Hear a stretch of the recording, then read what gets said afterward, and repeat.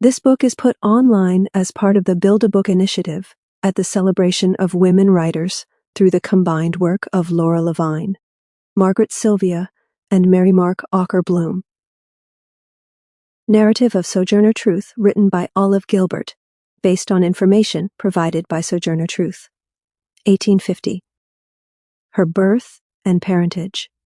The subject of this biography, Sojourner Truth, as she now calls herself, but whose name originally was Isabella, was born, as near as she can now calculate, between the years 1797 and 1800. She was the daughter of James and Betsy, slaves of one Colonel Ardinburgh, Hurley, Ulster County, New York. Colonel Ardinburgh belonged to that class of people called Low Dutch. Of her first master she can give no account, as she must have been a mere infant when he died, and she, with her parents and some 10 or 12 other fellow human chattels, became the legal property of his son, Charles Ardinburgh. She distinctly remembers hearing her father and mother say that their lot was a fortunate one, as Master Charles was the best of the family, being, comparatively speaking, a kind master to his slaves. James and Betsy, having, by their faithfulness, docility, and respectful behavior, won his particular regard, received from him particular favors, among which was a lot of land, lying back on the slope of a mountain, where, by improving the pleasant evenings and Sundays, they managed to raise a little tobacco, corn, or flax, which they exchanged for extras in the articles of food or clothing for themselves and children. She has no remembrance that Saturday afternoon was ever added to their own time, as it is by some masters in the southern states. Accommodations. Among Isabella's earliest recollections was the removal of her master, Charles Ardinburgh, into his new house, which he had built for a hotel, soon after the decease of his father. A cellar under this hotel was assigned to his slaves as their sleeping apartment, all the slaves he possessed of both sexes, sleeping, as is quite common in a state of slavery, in the same room. She carries in her mind to this day a vivid picture of this dismal chamber, its only lights consisting of a few panes of glass, through which she thinks the sun never shone, but with thrice reflected rays, and the space between the loose boards of the floor and the uneven earth below was often filled with mud and water, the uncomfortable splashings of which were as annoying as its noxious vapors must have been chilling and fatal to health. She shudders, even now, as she goes back in memory and revisits this cellar, and sees its inmates, of both sexes and all ages, sleeping on those damp boards, like the horse, with a little straw and a blanket, and she wonders not at the rheumatisms, and fever sores and palsies, that distorted the limbs and racked the bodies of those fellow slaves in after life. Still, she does not attribute this cruelty, for cruelty it certainly is, to be so unmindful of the health and comfort of any being, leaving entirely out of sight his more important part, his everlasting interests, so much to any innate or constitutional cruelty of the master, as to that gigantic inconsistency, that inherited habit among slaveholders, of expecting a willing and intelligent obedience from the slave, because he is a man. At the same time, everything belonging to the soul-harrowing system does its best to crush the last vestige of a man within him, and when it is crushed, and often before, he is denied the comforts of life, on the plea that he knows neither the want nor the use of them, and because he is considered to be little more or little less than a beast. Her brothers and sisters. Isabella's father was very tall and straight when young, which gave him the name of Oom Free Low Dutch for tree. At least this is Sojourner's pronunciation of it, and by this name he usually went. The most familiar appellation of her mother was Mau Mau Bet. She was the mother of some 10 or 12 children, though Sojourner is far from knowing the exact number of her brothers and sisters, she being the youngest, save one, and all older than herself, having been sold before her remembrance. She was privileged to behold 6 of them while she remained a slave. Of the 2 that immediately preceded her in age, a boy of 5 years and a girl of 3, who were sold when she was an infant, she heard much, and she wishes that all who would fain believe that slave parents have not natural affection for their offspring could have listened as she did, while Boomfree and Mau Mau Bet, their dark cellar lighted by a blazing pine knot, would sit for hours, recalling and recounting every endearing, as well as harrowing circumstance that taxed memory could supply, from the histories of those dear departed ones, of whom they had been robbed, and for whom their hearts still bled. Among the rest, they would relate how the little boy, on the last morning he was with them, arose with the birds, kindled a fire, calling for his Mau to come. For all was now ready for her, little dreaming of the dreadful separation which was so near at hand, but of which his parents had an uncertain, but all the more cruel foreboding. There was snow on the ground, at the time of which we are speaking, and a large old-fashioned sleigh was seen to drive up to the door of the late Colonel Ardinburgh. This event was noticed with childish pleasure by the unsuspicious boy, but when he was taken and put into the sleigh, and saw his little sister actually shut and locked into the sleigh box, his eyes were at once opened to their intentions, and like a frightened deer he sprang from the sleigh, and running into the house, concealed himself under a bed. But this availed him little. He was reconveyed to the sleigh, and separated forever from those whom God had constituted his natural guardians and protectors, and who should have found him, in return, a stay and a staff to them in their declining years. But I make no comments on facts like these, knowing that the heart of every slave parent will make its own comments, involuntarily and correctly, as soon as each heart shall make the case its own. Those who are not parents will draw their conclusions from the promptings of humanity and philanthropy. These, enlightened by reason and revelation, are also unerring. Her religious instruction. Isabella and Peter, her youngest brother, remained with their parents, the legal property of Charles Ardinburgh till his decease, which took place when Isabella was near 9 years old. After this event, she was often surprised to find her mother in tears, and when, in her simplicity, she inquired, "Mau, what makes you cry?"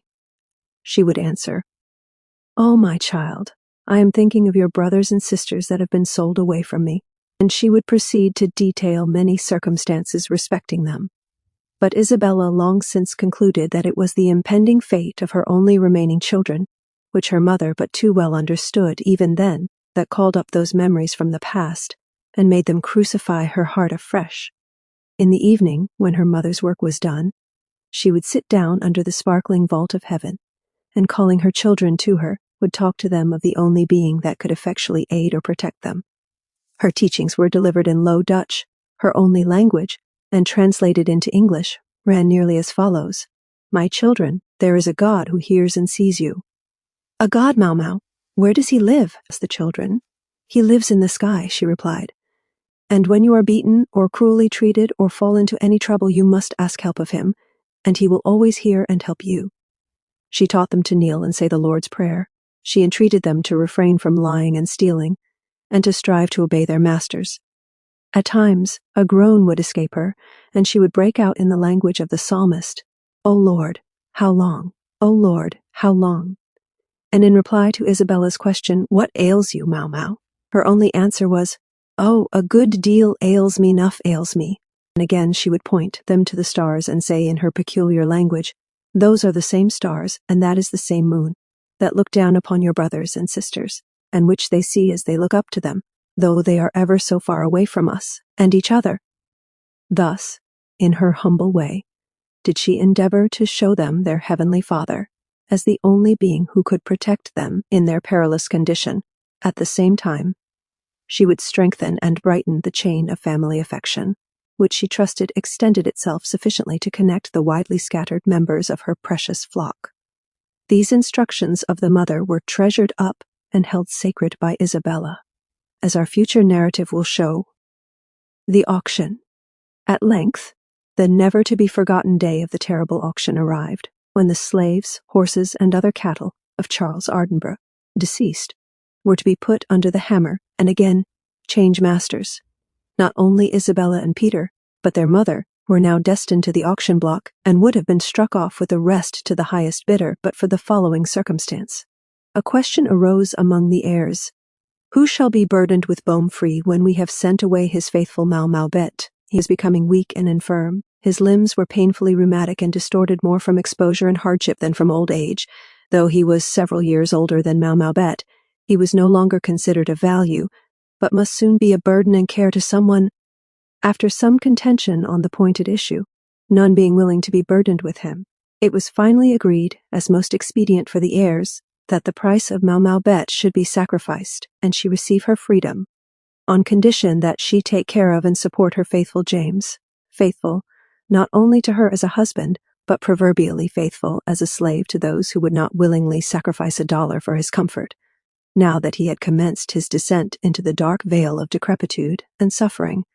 This important decision was received as joyful news indeed to our ancient couple who were the objects of it, and who were trying to prepare their hearts for a severe struggle, and one altogether new to them, as they had never before been separated, for, though ignorant, helpless, crushed in spirit, and weighed down with hardship and cruel bereavement, they were still human, and their human hearts beat within them with as true an affection as ever caused a human heart to beat, and their anticipated separation now, in the decline of life, after the last child had been torn from them, must have been truly appalling. At length her mother's health began to decline. A fever sore made its ravages on one of her limbs, and the palsy began to shake her frame. Still, she and James tottered about, picking up a little here and there, which, added to the mites contributed by their kind neighbors, sufficed to sustain life and drive famine from the door. Death of Mau Bet. One morning in early autumn, from the reason above mentioned we cannot tell what year, Mau Bet told James she would make him a loaf of rye bread, and get Mrs. Simmons, their kind neighbor, to bake it for them, as she would bake that forenoon. James told her he had engaged to rake after the cart for his neighbors that morning, but before he commenced, he would pull off some apples from a tree near, which they were allowed to gather, and if she could get some of them baked with the bread, it would give a nice relish for their dinner. He beat off the apples, and soon after saw Mau Bet come out and gather them up. At the blowing of the horn for dinner, he groped his way into his cellar, anticipating his humble but warm and nourishing meal, when, lo! Instead of being cheered by the sight and odor of fresh-baked bread and the savory apples, his cellar seemed more cheerless than usual, and at first neither sight nor sound met eye or ear, but, on groping his way through the room, his staff, which he used as a pioneer to go before, and warn him of danger, seemed to be impeded in its progress, and a low, gurgling, choking sound proceeded from the object before him, giving him the first intimation of the truth as it was, that Mau Bet, his bosom companion, the only remaining member of his large family, had fallen in a fit of the palsy and lay helpless and senseless on the earth. Who among us, located in pleasant homes, surrounded with every comfort, and so many kind and sympathizing friends, can picture to ourselves the dark and desolate state of poor old James Penniless, weak, lame, and nearly blind, as he was at the moment he found his companion was removed from him, and he was left alone in the world, with no one to aid, comfort, or console him, for she never revived again, and lived only a few hours after being discovered senseless by her poor bereaved James. Last days of Bomefree. Isabella and Peter were permitted to see the remains of their mother laid in their last narrow dwelling, and to make their bereaved father a little visit, ere they returned to their servitude. And most piteous were the lamentations of the poor old man, when, at last, they also were obliged to bid him farewell. Juan Fernandez, on his desolate island, was not so pitiable an object as this poor lame man. Blind and crippled, he was too superannuated to think for a moment of taking care of himself, and he greatly feared no persons would interest themselves in his behalf. "Oh," he would exclaim, "I had thought God would take me first. Mau was so much smarter than I, and could get about and take care of herself, and I am so old and so helpless. What is to become of me? I can't do anything any more. My children are all gone, and here I am left helpless and alone." And then, as I was taking leave of him, said his daughter, in relating it, he raised his voice and cried aloud like a child. Oh, how he did cry! I hear it now, and remember it as well as if it were but yesterday, poor old man. He thought God had done it all, and my heart bled within me at the sight of his misery. He begged me to get permission to come and see him sometimes, which I readily and heartily promised him. But when all had left him, the Ardinburghs, having some feeling left for their faithful and favorite slave, took turns about in keeping him, permitting him to stay a few weeks at one house, and then a while at another, and so around. If, when he made a removal, the place where he was going was not too far off, he took up his line of march, staff in hand, and asked for no assistance. If it was 12 or 20 miles, they gave him a ride. While he was living in this way, Isabella was twice permitted to visit him. Another time she walked 12 miles, and carried her infant in her arms to see him, but when she reached the place where she hoped to find him. He had just left for a place some 20 miles distant, and she never saw him more. The last time she did see him, she found him seated on a rock, by the roadside, alone, and far from any house. He was then migrating from the house of one Ardinburgh to that of another, several miles distant. His hair was white, like wool. He was almost blind, and his gait was more a creep than a walk. But the weather was warm and pleasant, and he did not dislike the journey. When Isabella addressed him, he recognized her voice, and was exceeding glad to see her. He was assisted to mount the wagon, was carried back to the famous cellar of which we have spoken, and there they held their last earthly conversation.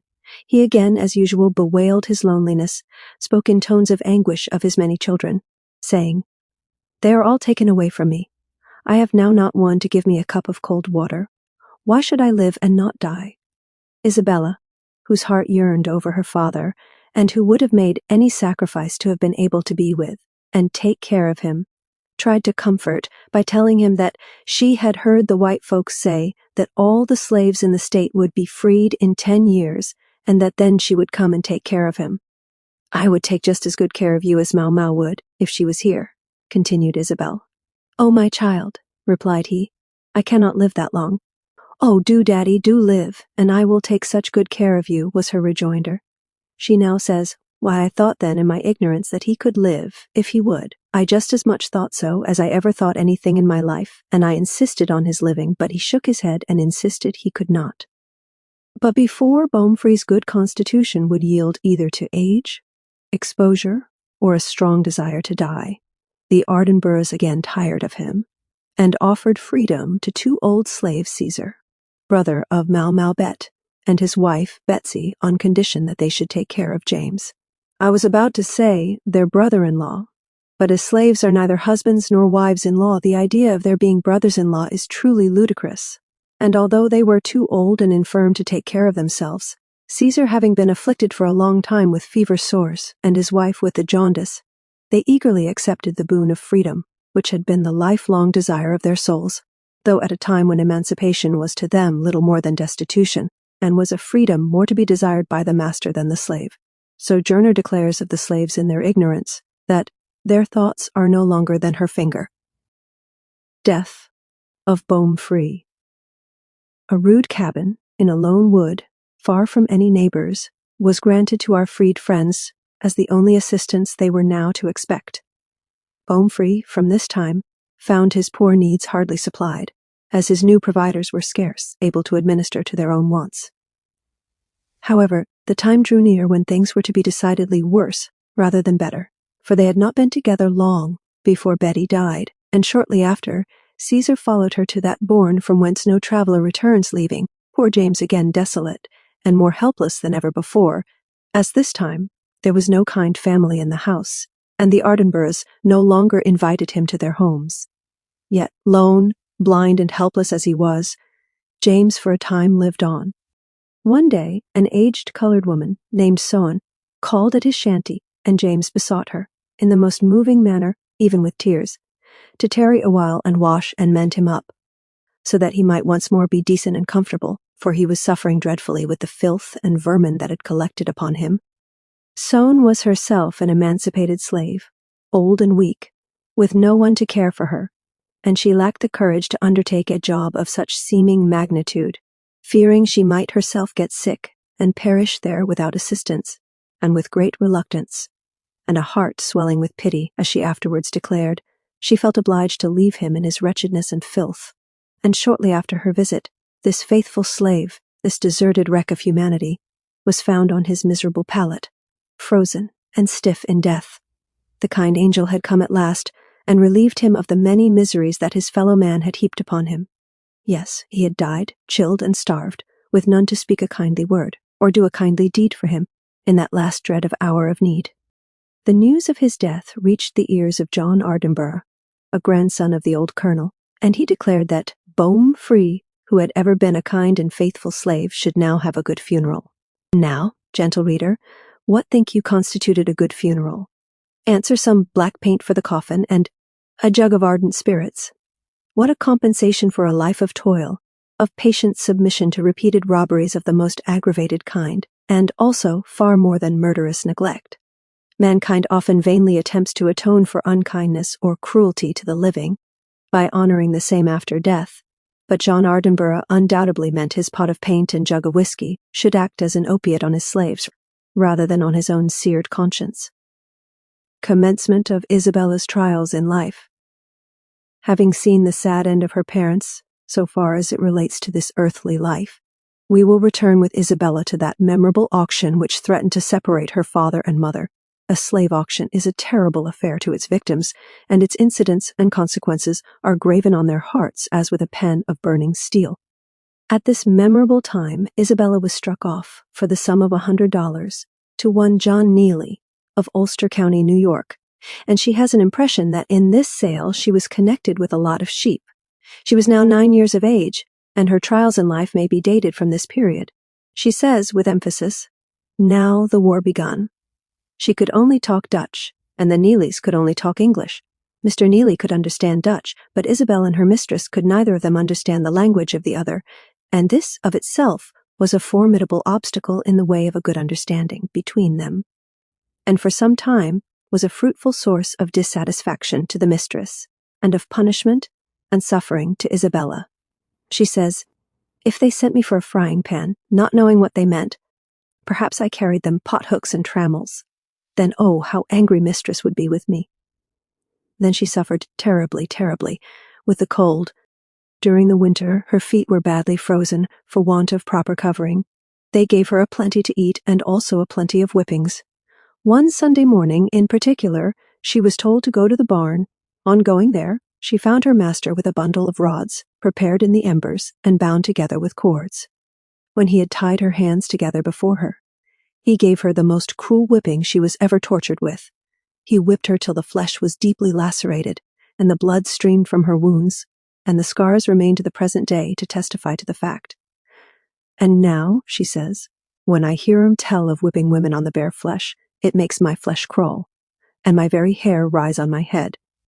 Oh, my God," she continues, "what a way is this of treating human beings?"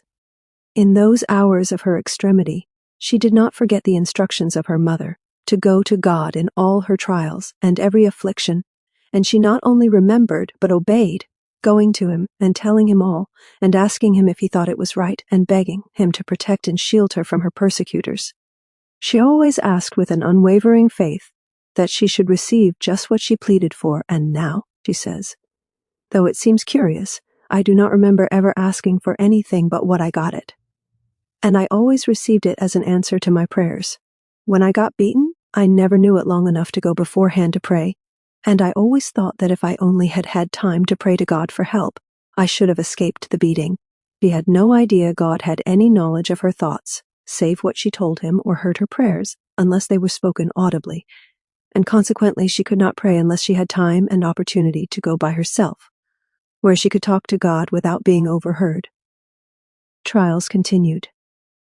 When she had been at Mr. Neely's several months, she began to beg God most earnestly to send her father to her, and as soon as she commenced to pray, she began as confidently to look for his coming, and ere it was long to her great joy, he came. She had no opportunity to speak to him of the troubles that weighed so heavily on her spirit while he remained, but when he left, she followed him to the gate, and unburdened her heart to him, inquiring if he could not do something to get her a new and better place. In this way the slaves often assist each other, by ascertaining who are kind to their slaves, comparatively, and then using their influence to get such an one to hire or buy their friends, and masters, often from policy, as well as from latent humanity, allow those they are about to sell or let to choose their own places, if the persons they happen to select for masters are considered safe pay. He promised to do all he could, and they parted. But every day, as long as the snow lasted, for there was snow on the ground at the time, she returned to the spot where they separated, and walking in the tracks her father had made in the snow, repeated her prayer that God would help her father get her a new and better place. A long time had not elapsed when a fisherman by the name of Scriver appeared at Mr. Neely's and inquired of Isabel if she would like to go and live with him. She eagerly answered yes, and nothing doubting but he was sent in answer to her prayer, and she soon started off with him, walking while he rode, for he had bought her at the suggestion of her father, paying $105 for her. He also lived in Ulster County, but some 5 or 6 miles from Mr. Neely's. Scriver, besides being a fisherman, kept a tavern for the accommodation of people of his own class, for his was a rude, uneducated family, exceedingly profane in their language, but, on the whole, an honest, kind, and well-disposed people. They owned a large farm, but left it wholly unimproved, attending mainly to their vocations of fishing and innkeeping. Isabella declares she can ill describe the kind of life she led with them. It was a wild, out-of-door kind of life. She was expected to carry fish, to hoe corn, to bring roots and herbs from the woods for beers, go to the Strand for a gallon of molasses or liquor as the case might require, and browse around, as she expresses it. It was a life that suited her well for the time, being as devoid of hardship or terror as it was of improvement, a need which had not yet become a want.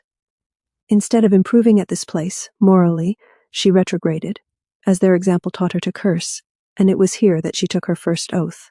After living with them for about a year and a half, she was sold to one John J. Dumont for the sum of £70. This was in 1810. Mr. Dumont lived in the same county as her former masters, in the town of New Paltz, and she remained with him till a short time previous to her emancipation by the state, in 1828. Her standing with her new master and mistress.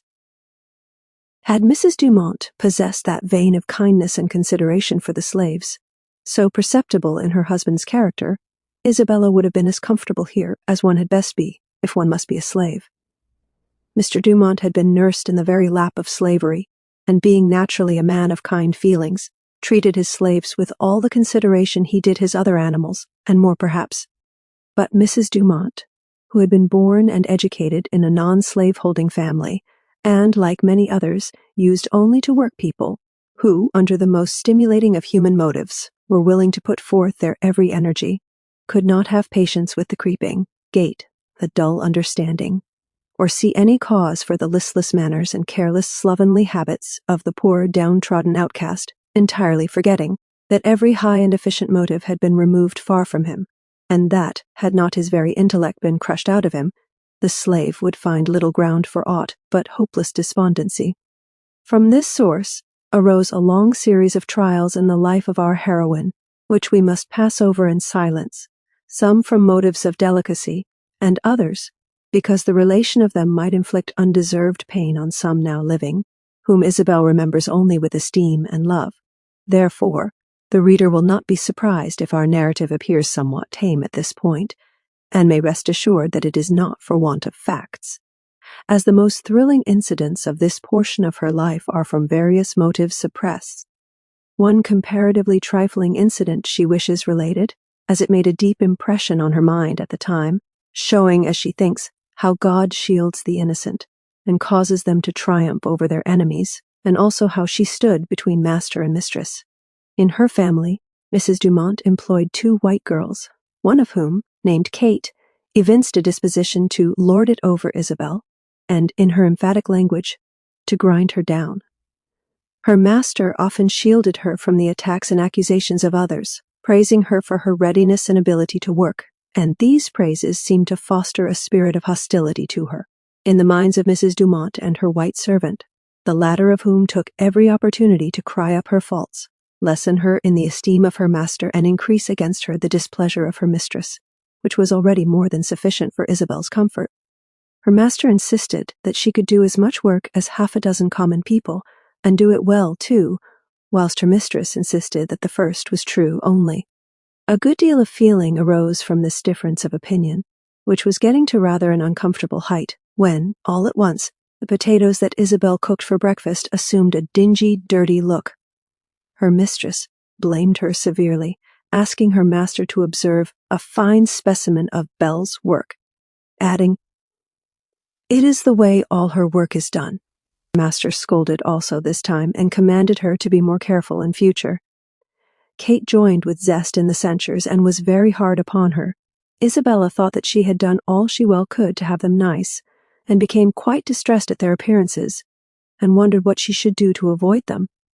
In this dilemma, Gertrude Dumont, Mr. D's eldest child, a good, kind-hearted girl of 10 years, who pitied Isabel sincerely, when she heard them all blame her so unsparingly, came forward, offering her sympathy and assistance, and when about to retire to bed. On the night of Isabella's humiliation, she advanced to Isabel and told her if she would wake her early next morning, she would get up and attend to her potatoes for her, while she, Isabella, went to milking, and they would see if they could not have them nice and not have Poppy, her word for father, and Mattie, her word for mother, and all of them, scolding so terribly. Isabella gladly availed herself of this kindness, which touched her to the heart, amid so much of an opposite spirit. When Isabella had put the potatoes over to boil, Getty told her she would herself tend the fire, while Isabel milked. She had not long been seated by the fire, in performance of her promise, when Kate entered and requested Gertrude to go out of the room and do something for her, which she refused, still keeping her place in the corner. While there, Kate came sweeping about the fire, caught up a chip, lifted some ashes with it, and dashed them into the kettle. Now the mystery was solved, the plot discovered. Kate was working a little too fast at making her mistress's words good, at showing that Mrs. Dumont and herself were on the right side of the dispute, and consequently at gaining power over Isabella. Yes, she was quite too fast, inasmuch as she had overlooked the little figure of justice, which sat in the corner, with scales nicely balanced, waiting to give all their dues. But the time had come when she was to be overlooked no longer. It was Getty's turn to speak now. Oh, Poppy, said she. Kate has been putting ashes in among the potatoes. I saw her do it. Look at those that fell on the outside of the kettle. You can now see what made the potatoes so dingy every morning, though Belle washed them clean. And she repeated her story to every newcomer, till the fraud was made as public as the censure of Isabella had been. Her mistress looked blank and remained dumb.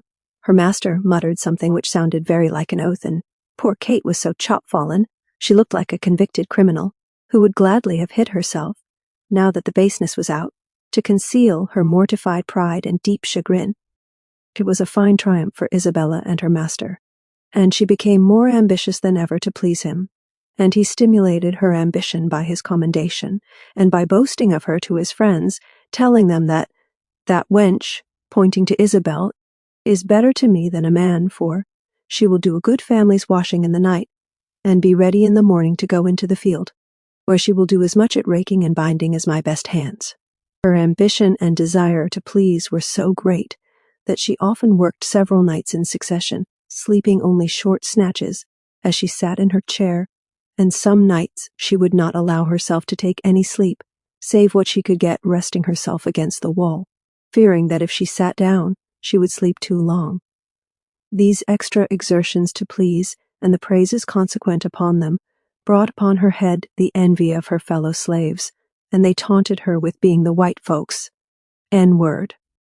On the other hand, she received the larger share of the confidence of her master, and many small favors that were by them unattainable.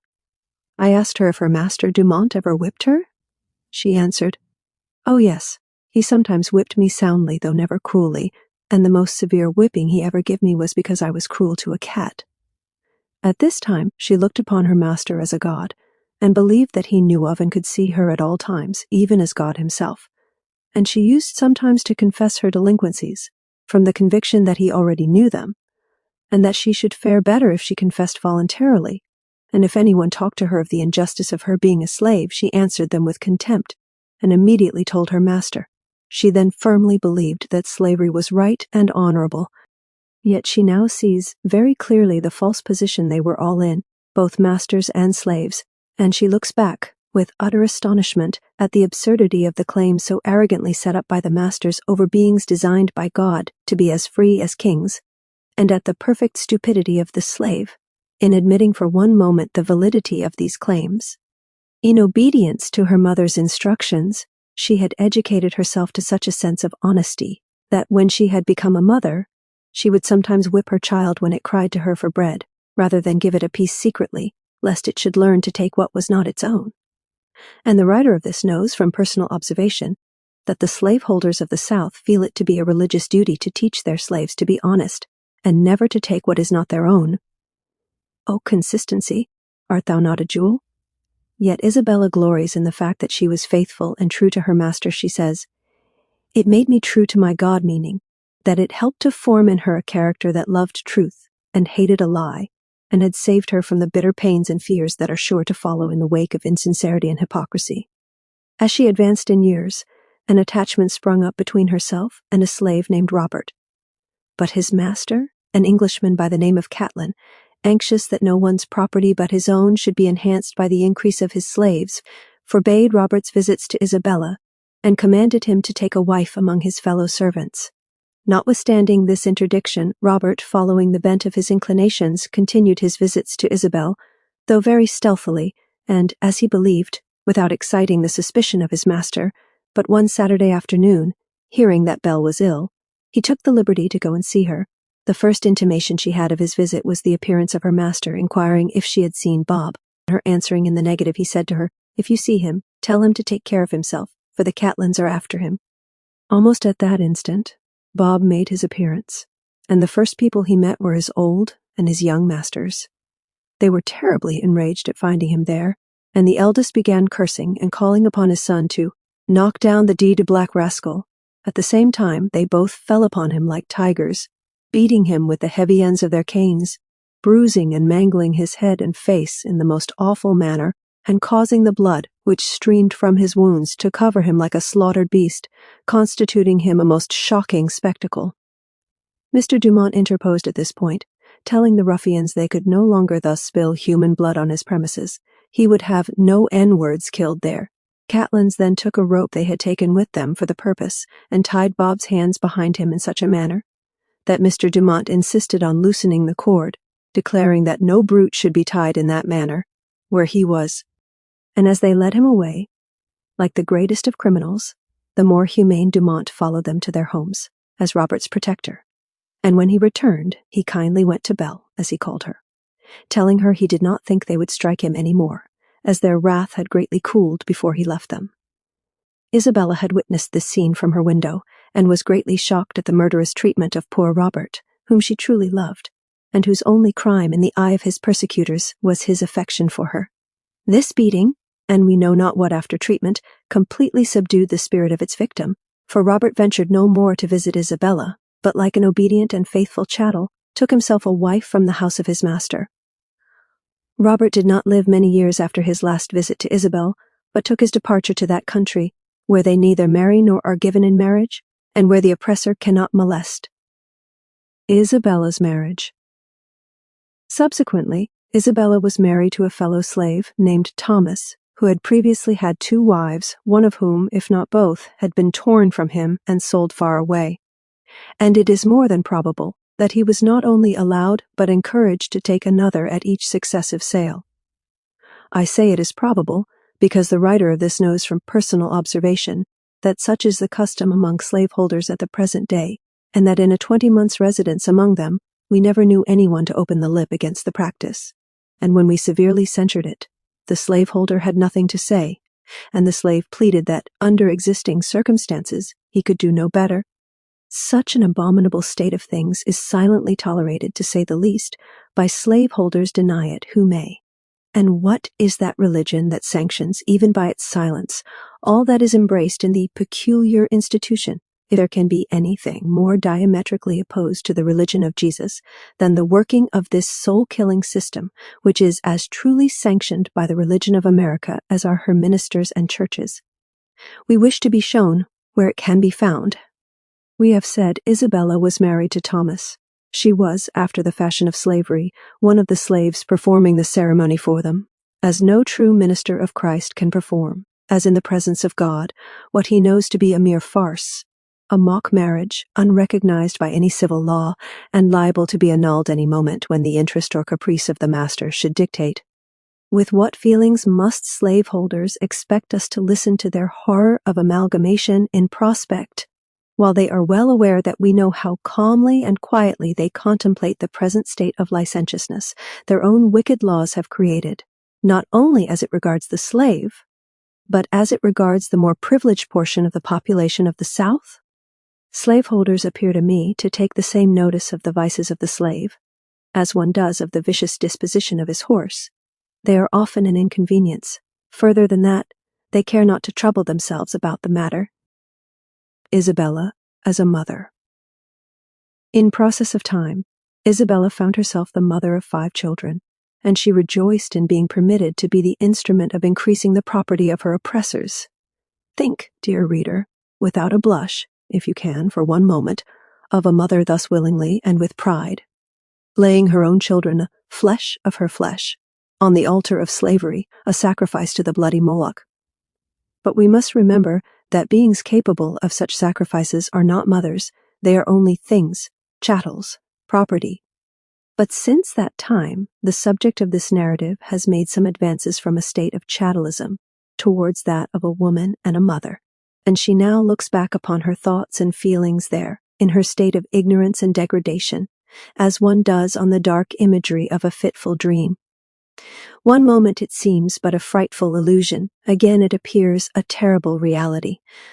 I would to God it were but a dreamy myth, and not, as it now stands, a horrid reality to some 3 millions of chattelized human beings.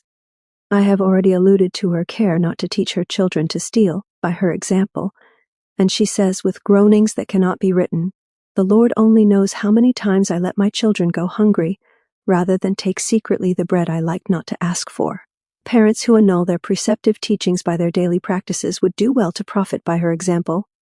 Another proof of her master's kindness of heart is found in the following fact. If her master came into the house and found her infant crying, as she could not always attend to its wants and the commands of her mistress at the same time, he would turn to his wife with a look of reproof, and ask her why she did not see the child taken care of, saying, most earnestly, "I will not hear this crying. I can't bear it, and I will not hear any child cry so. Here, Belle, take care of this child, if no more work is done for a week." He would linger to see if his orders were obeyed, and not countermanded. When Isabella went to the field to work, she used to put her infant in a basket, tying a rope to each handle, and suspending the basket to a branch of a tree, set another small child to swing it. It was thus secure from reptiles, and was easily administered to, and even lulled to sleep, by a child too young for other labors. I was quite struck with the ingenuity of such a baby tender, as I have sometimes been with the swinging hammock the native mother prepares for her sick infant, apparently so much easier than aught we have in our more civilized homes, easier for the child, because it gets the motion without the least jar, and easier for the nurse, because the hammock is strung so high as to supersede the necessity of stooping. Slaveholders' promises. After emancipation had been decreed by the state, some years before the time fixed for its consummation, Isabella's master told her if she would do well and be faithful, he would give her free papers, 1 year before she was legally free by statute. In the year 1826, she had a badly diseased hand which greatly diminished her usefulness, but on the arrival of July 4th, 1827, the time specified for her receiving her free papers, she claimed the fulfillment of her master's promise, but he refused granting it, on account, as he alleged, of the loss he had sustained by her hand. She pleaded that she had worked all the time, and done many things she was not wholly able to do, although she knew she had been less useful than formerly, but her master remained inflexible. Her very faithfulness probably operated against her now, and he found it less easy than he thought to give up the profits of his faithful Belle, who had so long done him efficient service. But Isabella inwardly determined that she would remain quietly with him only until she had spun his wool about 100 pounds, and then she would leave him, taking the rest of the time to herself. "Ah," she says with emphasis that cannot be written, "the slaveholders are terrible for promising to give you this or that or such and such a privilege if you will do thus and so. And when the time of fulfillment comes, and one claims the promise, they, forsooth, recollect nothing of the kind, and you are, like as not, taunted with being a liar, or, at best, the slave is accused of not having performed his part or condition of the contract. Oh," said she, "I have felt as if I could not live through the operation sometimes. Just think of us, so eager for our pleasures, and just foolish enough to keep feeding and feeding ourselves up with the idea that we should get what had been thus fairly promised, and when we think it is almost in our hands, find ourselves flatly denied. Just think, how could we bear it? Why, there was Charles Broadhead promised his slave Ned that when harvesting was over he might go and see his wife, who lived some 20 or 30 miles off. So Ned worked early and late, and as soon as the harvest was all in, he claimed the promised boon. His master said he had merely told him he would see if he could go when the harvest was over, but now he saw that he could not go. Ned, who still claimed a positive promise, on which he had fully depended, went on cleaning his shoes. His master asked him if he intended going, and on his replying yes, took up a sled stick that lay near him and gave him such a blow on the head as broke his skull, killing him dead on the spot. The poor colored people all felt struck down by the blow. Ah, and well they might. Yet it was but one of a long series of bloody and other most effectual blows struck against their liberty and their lives. Note, and yet no official notice was taken of his more than brutal murder. But to return from our digression, the subject of this narrative was to have been free July 4th, 1827, but she continued with her master till the wool was spun and the heaviest of the fall's work closed up, when she concluded to take her freedom into her own hands and seek her fortune in some other place. Her escape. The question in her mind, and one not easily solved now, was, how can I get away? So, as was her usual custom, she told God she was afraid to go in the night, and in the day everybody would see her. At length the thought came to her that she could leave just before the day dawned and get out of the neighborhood, where she was known before the people were much astir. Yes, said she fervently, that's a good thought. Thank you, God, for that thought. So, receiving it as coming direct from God, she acted upon it, and one fine morning, a little before daybreak, she might have been seen, stepping stealthily away from the rear of Master Dumont's house, her infant on one arm and her wardrobe on the other, the bulk and weight of which, probably, she never found so convenient as on the present occasion, a cotton handkerchief containing both her clothes and her provisions. As she gained the summit of a high hill, a considerable distance from her master's, the sun offended her by coming forth in all his pristine splendor. She thought it never was so light before, indeed she thought it much too light. She stopped to look about her and ascertain if her pursuers were yet in sight. No one appeared, and for the first time the question came up for settlement, where and to whom shall I go? In all her thoughts of getting away, she had not once asked herself whither she should direct her steps. She sat down, fed her infant, and again turning her thoughts to God, her only help, she prayed him to direct her to some safe asylum. And soon it occurred to her that there was a man living somewhere in the direction she had been pursuing, by the name of Levi Rowe, whom she had known, and who, she thought, would be likely to befriend her. She accordingly pursued her way to his house, where she found him ready to entertain and assist her, though he was then on his deathbed. He bade her partake of the hospitalities of his house, said he knew of 2 good places where she might get in, and requested his wife to show her where they were to be found. As soon as she came in sight of the first house, she recollected having seen it and its inhabitants before, and instantly exclaimed, "That's the place for me, I shall stop there." She went there and found the good people of the house, Mr. and Mrs. Van Wagner, absent, but was kindly received and hospitably entertained by their excellent mother, till the return of her children. When they arrived, she made her case known to them. They listened to her story, assuring her they never turned the needy away, and willingly gave her employment. She had not been there long before her old master, Dumont, appeared, as she had anticipated, for when she took French leave of him, she resolved not to go too far from him, and not put him to as much trouble in looking her up, for the latter he was sure to do as Tom and Jack had done when they ran away from him a short time before. This was very considerate in her, to say the least, and a proof that like begets like. He had often considered her feelings, though not always, and she was equally considerate. When her master saw her, he said, "Well, Belle, so you've run away from me." "No, I did not run away. I walked away by daylight, and all because you had promised me a year of my time." His reply was, "You must go back with me." Her decisive answer was, "No, I won't go back with you." He said, "Well, I shall take the child." This also was as stoutly negatived. Mr. Isaac S. Van Wagener then interposed, saying, he had never been in the practice of buying and selling slaves. He did not believe in slavery. But, rather than have Isabella taken back by force, he would buy her services for the balance of the year, for which her master charged $20, and $5 in addition for the child. The sum was paid, and her master Dumont departed, but not till he had heard Mr. Van Wagner tell her not to call him master, adding, "There is but one master, and he who is your master is my master." Isabella inquired what she should call him. He answered, "Call me Isaac Van Wagener, and my wife is Maria Van Wagener." Isabella could not understand this, and thought it a mighty change, as it most truly was, from a master whose word was law, to simple Isaac S. Van Wagener, who was master to no one. With these noble people, who, though they could not be the masters of slaves, were undoubtedly a portion of God's nobility. She resided 1 year, and from them she derived the name of Van Wagener, he being her last master in the eye of the law. And a slave's surname is ever the same as his master, that is, if he is allowed to have any other name than Tom, Jack, or Guffin. Slaves have sometimes been severely punished for adding their master's name to their own, but when they have no particular title to it, it is no particular offense. Illegal sale of her son. A little previous to Isabel's leaving her old master, he had sold her child, a boy of 5 years, to a Dr. Gedney, who took him with him as far as New York City, on his way to England, but finding the boy too small for his service, he sent him back to his brother, Solomon Gedney.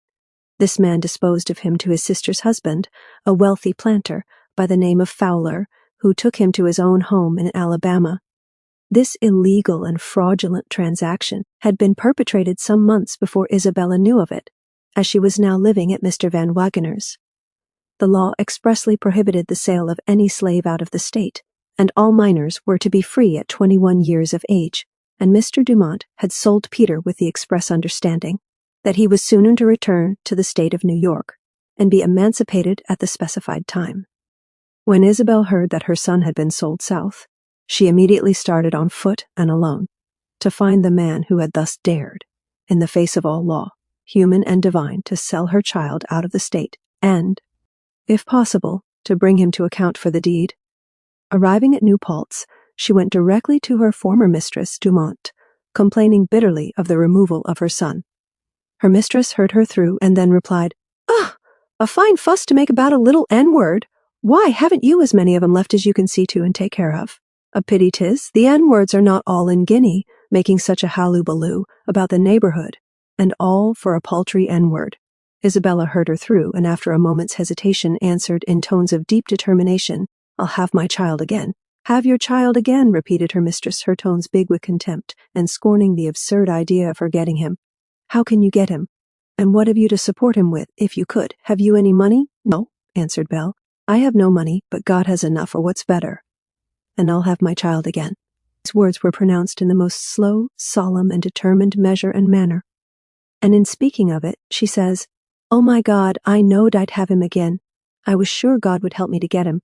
Why, I felt so tall within. I felt as if the power of a nation was with me." The impressions made by Isabella on her auditors, when moved by lofty or deep feeling, can never be transmitted to paper, to use the words of another, till by some Daguerrean act we are enabled to transfer the look, the gesture, the tones of voice, in connection with the quaint yet fit expressions used, and the spirit-stirring animation that, at such a time, pervades all she says. After leaving her mistress, she called on Mrs. Gedney, mother of him who had sold her boy, who, after listening to her lamentations, her grief being mingled with indignation at the sale of her son, and her declaration that she would have him again, said, "Dear me, what a disturbance to make about your child. What is your child better than my child? My child is gone out there, and yours is gone to live with her, to have enough of everything and be treated like a gentleman." And here she laughed at Isabel's absurd fears, as she would represent them to be. "Yes," said Isabel, "your child has gone there, but she is married, and my boy has gone as a slave, and he is too little to go so far from his mother. Oh, I must have my child." And here the continued laugh of Mrs. G. seemed to Isabel, in this time of anguish and distress, almost demoniacal. And well it was for Mrs. Gedney that, at that time, she could not even dream of the awful fate awaiting her own beloved daughter at the hands of him whom she had chosen as worthy the wealth of her love and confidence, and in whose society her young heart had calculated on a happiness purer and more elevated than was ever conferred by a kingly crown. But, alas, she was doomed to disappointment, as we shall relate by and by. At this point, Isabella earnestly begged of God that he would show to those about her that he was her helper, and she adds in narrating, "And he did, or if he did not show them, he did me." It is often darkest just before dawn. This homely proverb was illustrated in the case of our sufferer, for at the period at which we have arrived in our narrative, to her the darkness seemed palpable, and the waters of affliction covered her soul, yet light was about to break in upon her. Soon after the scenes related in our last chapter, which had harrowed up her very soul to agony, she met a man, We would like to tell you who, dear reader, but it would be doing him no kindness even at the present day to do so, who evidently sympathized with her, and counseled her to go to the Quakers, telling her they were already feeling very indignant at the fraudulent sale of her son, and assuring her that they would readily assist her and direct her what to do. He pointed out to her 2 houses where lived some of those people who formerly, more than any other sect perhaps, lived out the principles of the gospel of Christ. She wended her way to their dwellings, was listened to, unknown as she personally was to them, with patience, and soon gained their sympathies and active cooperation. They gave her lodgings for the night, and it is very amusing to hear her tell of the nice, high, clean, white, beautiful bed assigned her to sleep in, which contrasted so strangely with her former pallets, that she sat down and contemplated it, perfectly absorbed in wonder that such a bed should have been appropriated to one like herself. For some time she thought that she would lie down beneath it, on her usual bedstead, the floor. I did indeed, says she, laughing heartily at her former self.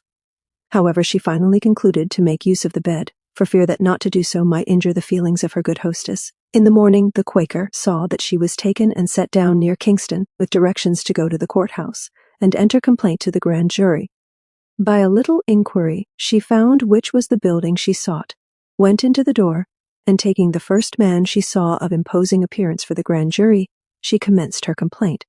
But he very civilly informed her there was no grand jury there, she must go upstairs.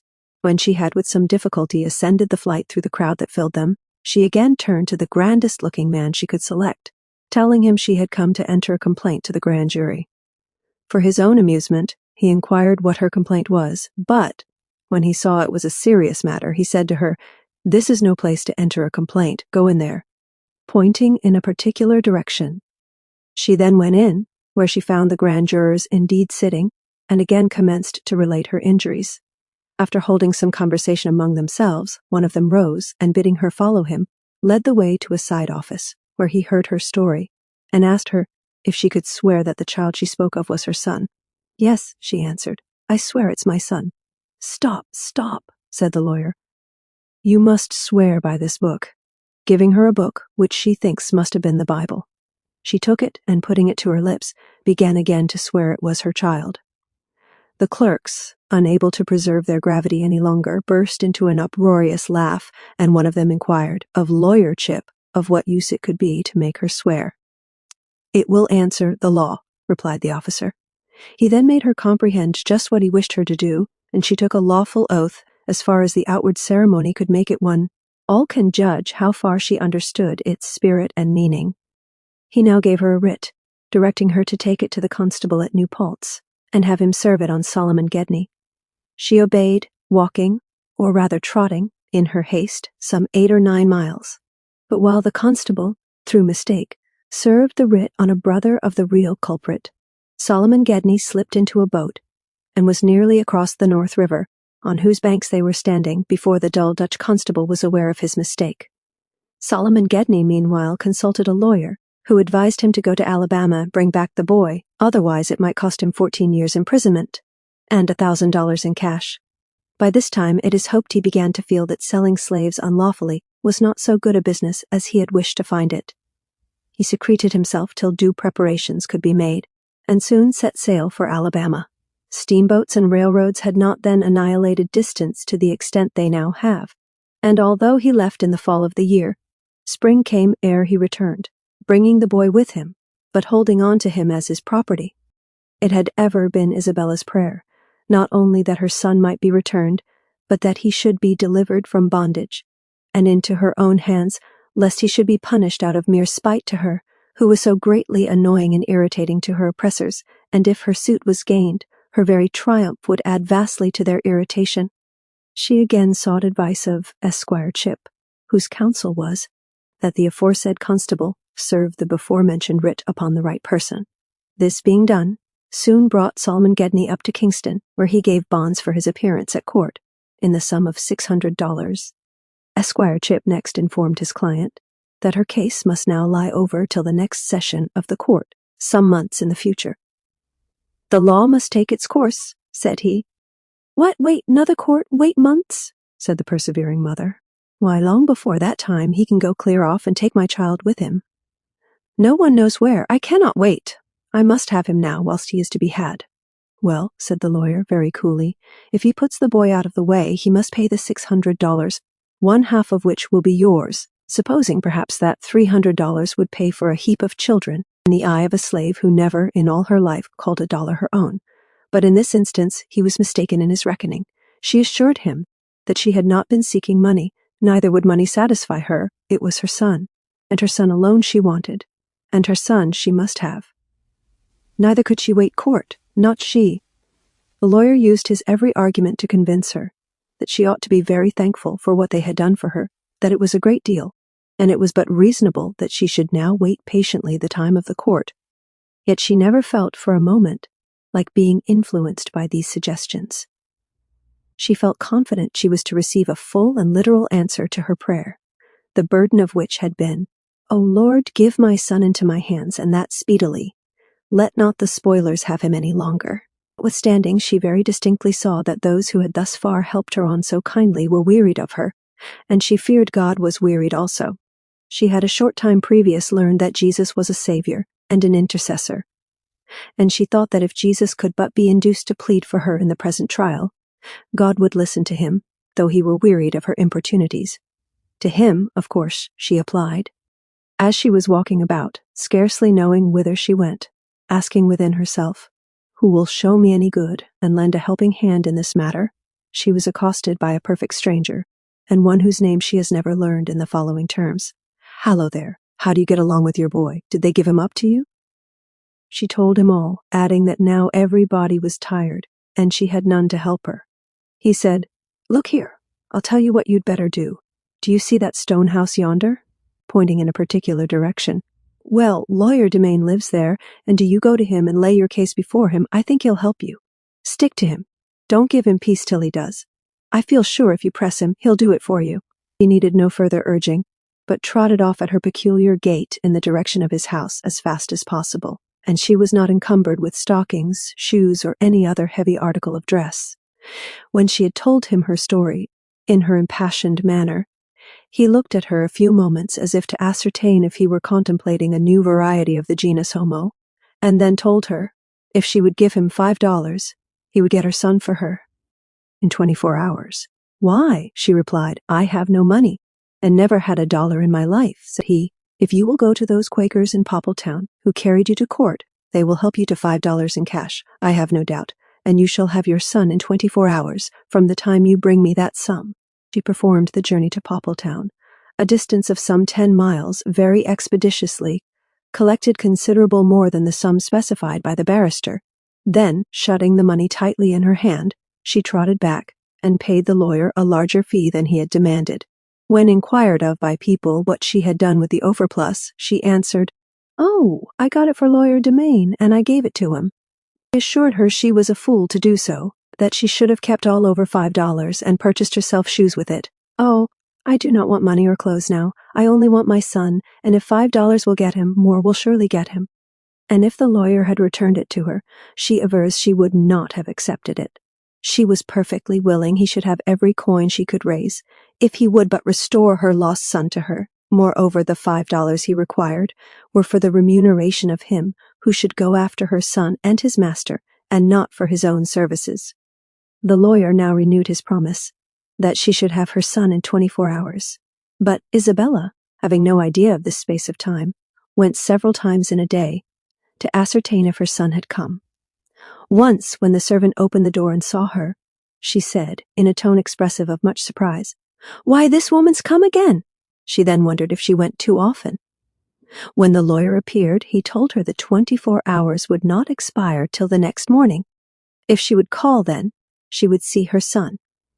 The next morning saw Isabel at the lawyer's door, while he was yet in his bed.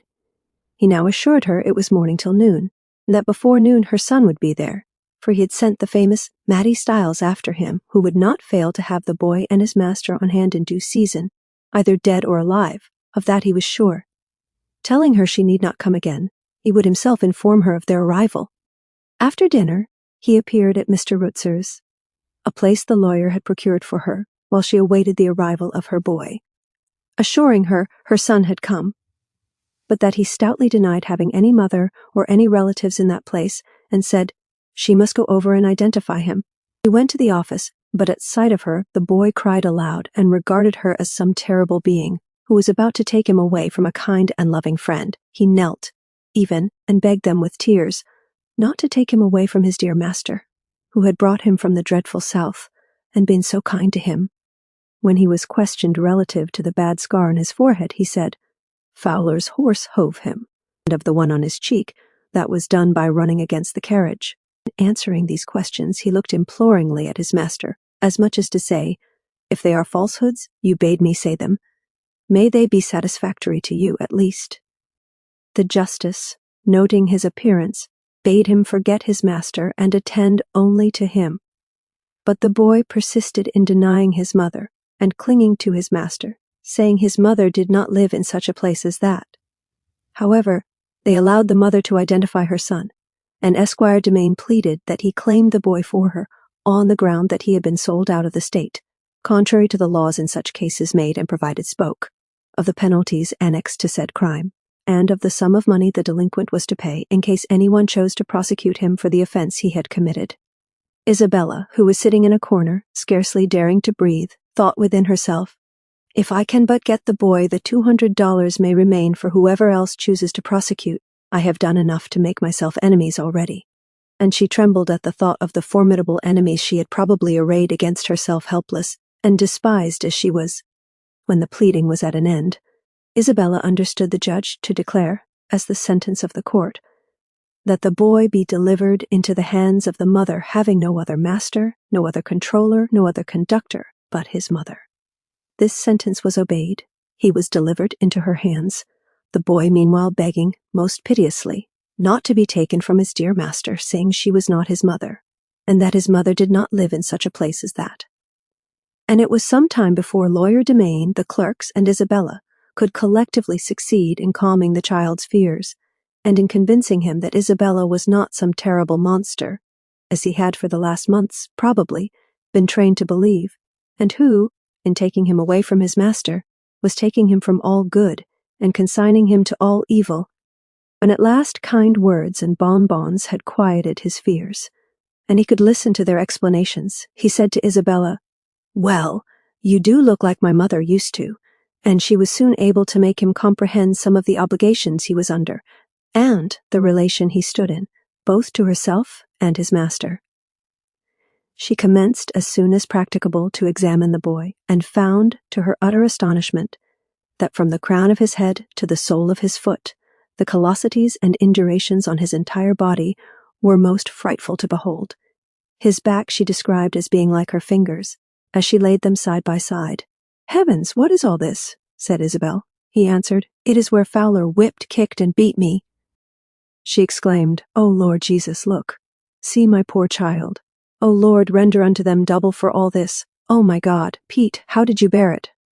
"Oh, this is nothing, Mammy, if you should see Phyllis. I guess you'd scare. She had a little baby, and Fowler cut her till the milk, as well as blood, ran down her body. You would scare to see Phyllis, Mammy." Note, meaning Mrs. Eliza Fowler. When Isabella inquired, "What did Miss Eliza say, Pete, when you were treated so badly?" he replied, "Oh, Mammy, she said she wished I was with Belle. Sometimes I crawled under the stoop, Mammy, the blood running all about me, and my back would stick to the boards, and sometimes Miss Eliza would come and grease my sores when all were abed and asleep." Death of Mrs. Eliza Fowler. As soon as possible, she procured a place for Peter, as tender of locks, at a place called Wakendall, near Greenkills. After he was thus disposed of, she visited her sister, Sophia, who resided at Newburgh, and spent the winter in several different families where she was acquainted. She remained some time in the family of a Mr. Latin, who was a relative of Solomon Gedney, and the latter, when he found Isabel with his cousin, used all his influence to persuade him she was a great mischief-maker and a very troublesome person, that she had put him to some hundreds of dollars' expense by fabricating lies about him, and especially his sister and her family, concerning her boy, when the latter was living so like a gentleman with them, and for his part he would not advise his friends to harbor or encourage her. However, his cousins, the Latins, could not see with the eyes of his feelings, and consequently his words fell powerless on them, and they retained her in their service as long as they had aught for her to do. She then went to visit her former master, Dumont, She had scarcely arrived there when Mr. Fred Waring entered, and seeing Isabel pleasantly accosted her, and asked her what she was driving at nowadays. On her answering nothing particular, he requested her to go over to his place and assist his folks, as some of them were sick, and they needed an extra hand. She very gladly assented. When Mr. W. retired, her master wanted to know why she wished to help people. That called her the worst of devils, as Mr. Waring had done in the courthouse, for he was the uncle of Solomon Gedney, and attended the trial we have described, and declared that she was a fool he wouldn't do it. Oh, she told him she would not mind that, but was very glad to have people forget their anger towards her. She went over, but too happy to feel that their resentment was past, and commenced her work with a light heart and a strong will. She had not worked long in this frame of mind, before a young daughter of Mr. Waring rushed into the rooms, exclaiming, with uplifted hands, "Heavens and earth, Isabella! Fowler's murdered cousin Eliza!" "Oh," said Isabel, "that's nothing. He liked to have killed my child. Nothing saved him but God," meaning that she was not at all surprised at it, for a man whose heart was sufficiently hardened to treat a mere child as hers had been treated was, in her opinion, more fiend than human, and prepared for the commission of any crime that his passions might prompt him to. The child further informed her that a letter had arrived by mail bringing the news. Immediately after this announcement, Solomon Gedney and his mother came in, going direct to Mrs. Waring's room, where she soon heard tones as of someone reading. She thought something said to her inwardly, "Go upstairs and hear." At first she hesitated, but it seemed to press her the more. "Go up and hear." She went up, unusual as it is for slaves to leave their work and enter unbidden their mistress's room for the sole purpose of seeing or hearing what may be seen or heard there. But on this occasion, Isabella says, she walked in at the door, shut it, placed her back against it, and listened. She saw them and heard them read. He knocked her down with his fist, jumped on her with his knees, broke her collarbone, and tore out her windpipe. He then attempted his escape, but was pursued and arrested, and put in an iron bank for safekeeping, and the friends were requested to go down and take away the poor innocent children, who had thus been made in one short day more than orphans. If this narrative should ever meet the eye of those innocent sufferers for another's guilt, let them not be too deeply affected by the relation, but placing their confidence in Him who sees the end from the beginning and controls the results, rest secure in the faith that, although they may physically suffer for the sins of others, if they remain but true to themselves, their highest and more enduring interests can never suffer from such a cause. This relation should be suppressed for their sakes, were it not even now so often denied that slavery is fast undermining all true regard for human life. We know this one instance is not a demonstration to the contrary, but, adding this to the lists of tragedies that weekly come up to us through the Southern mails, may we not admit them as proofs irrefragable? The newspapers confirmed this account of the terrible affair. When Isabella had heard the letter, all being too much absorbed in their own feelings to take note of her, she returned to her work, her heart swelling with conflicting emotions. She was awed at the dreadful deed.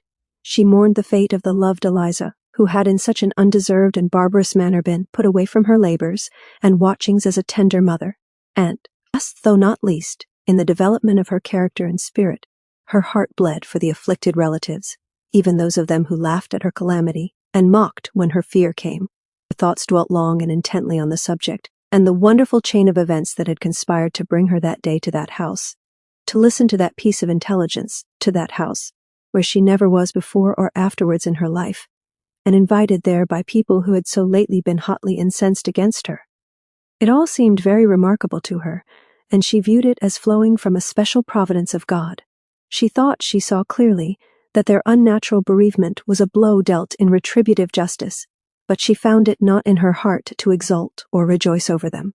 She felt as if God had more than answered her petition, when she ejaculated, in her anguish of mind, "O Lord, render unto them double." She said, "I dared not find fault with God exactly, but the language of my heart was, 'Oh my God, that's too much. I did not mean quite so much, God.'" It was a terrible blow to the friends of the deceased, and her selfish mother who, said Isabella, made such a to-do about her boy, not from affection, but to have her own will and way, went deranged, and walking to and fro in her delirium, called aloud for her poor murdered daughter, "Eliza, Eliza!" The derangement of Mrs. G. was a matter of hearsay, as Isabella saw her not after the trial, but she has no reason to doubt the truth of what she heard. Isabel could never learn the subsequent fate of Fowler, but heard, in the spring of '49, that his children had been seen in Kingston, one of whom was spoken of as a fine, interesting girl, albeit a halo of sadness fell like a veil about her. Isabella's religious experience. We will now turn from the outward and temporal to the inward and spiritual life of our subject. It is ever both interesting and instructive to trace the exercises of a human mind through the trials and mysteries of life, and especially a naturally powerful mind, left as hers, was almost entirely to its own workings, and the chance influences it met on its way, and especially to note its reception of that divine light, that lighteth every man that cometh into the world. We see, as knowledge dawns upon it, truth and error strangely commingled, here a bright spot illuminated by truth, and there one darkened and distorted by error, and the state of such a soul may be compared to a landscape at early dawn, where the sun is seen superbly gilding some objects and causing others to send forth their lengthened, distorted, and sometimes hideous shadows. Her mother, as we have already said, talked to her of God. From these conversations her incipient mind drew the conclusion that God was a great man, greatly superior to other men in power, and being located high in the sky, could see all that transpired on the earth. She believed he not only saw, but noted down all her actions in a great book, even as her master kept a record of whatever he wished not to forget. But she had no idea that God knew a thought of hers till she had uttered it aloud. As we have before mentioned, she had ever been mindful of her mother's injunctions, spreading out in detail all her troubles before God, imploring and firmly trusting him to send her deliverance from them. Whilst yet a child, she listened to a story of a wounded soldier, left alone in the trail of a flying army, helpless and starving, who hardened the very ground about him with kneeling in his supplications to God for relief, until it arrived. From this narrative, she was deeply impressed with the idea that if she also were to present her petitions under the open canopy of heaven, speaking very loud, she should the more readily be heard. Consequently, she sought a fitting spot for this, her rural sanctuary. The place she selected, in which to offer up her daily orisons, was a small island in a small stream, covered with large willow shrubbery, beneath which the sheep had made their pleasant winding paths, and sheltering themselves from the scorching rays of a noontide sun, luxuriated in the cool shadows of the graceful willows as they listened to the tiny falls of the silver waters. It was a lonely spot, and chosen by her for its beauty, its retirement, and because she thought that there, in the noise of those waters, she could speak louder to God, without being overheard by any who might pass that way. When she had made choice of her sanctum, at a point of the island where the stream met, after having been separated, she improved it by pulling away the branches of the shrubs from the center and weaving them together for a wall on the outside, forming a circular arched alcove made entirely of the graceful willow. To this place she resorted daily, and in pressing times much more frequently. At this time her prayers, or more appropriately, talks with God, were perfectly original and unique, and would be well worth preserving, were it possible to give the tones and manner with the words. But no adequate idea of them can be written while the tones and manner remain inexpressible. She would sometimes repeat, "Our Father in heaven," in her Low Dutch, as taught her by her mother. After that, all was from the suggestions of her own rude mind. She related to God, in minute detail, all her troubles and sufferings, inquiring, as she proceeded, "Do you think that's right, God?" and closed by begging to be delivered from the evil, whatever it might be. She talked to God as familiarly as if he had been a creature like herself, and 1,000 times more so than if she had been in the presence of some earthly potentate. She demanded, with little expenditure of reverence or fear, a supply of all her more pressing wants, and at times her demands approached very near to commands. She felt as if God was under obligation to her, much more than she was to him.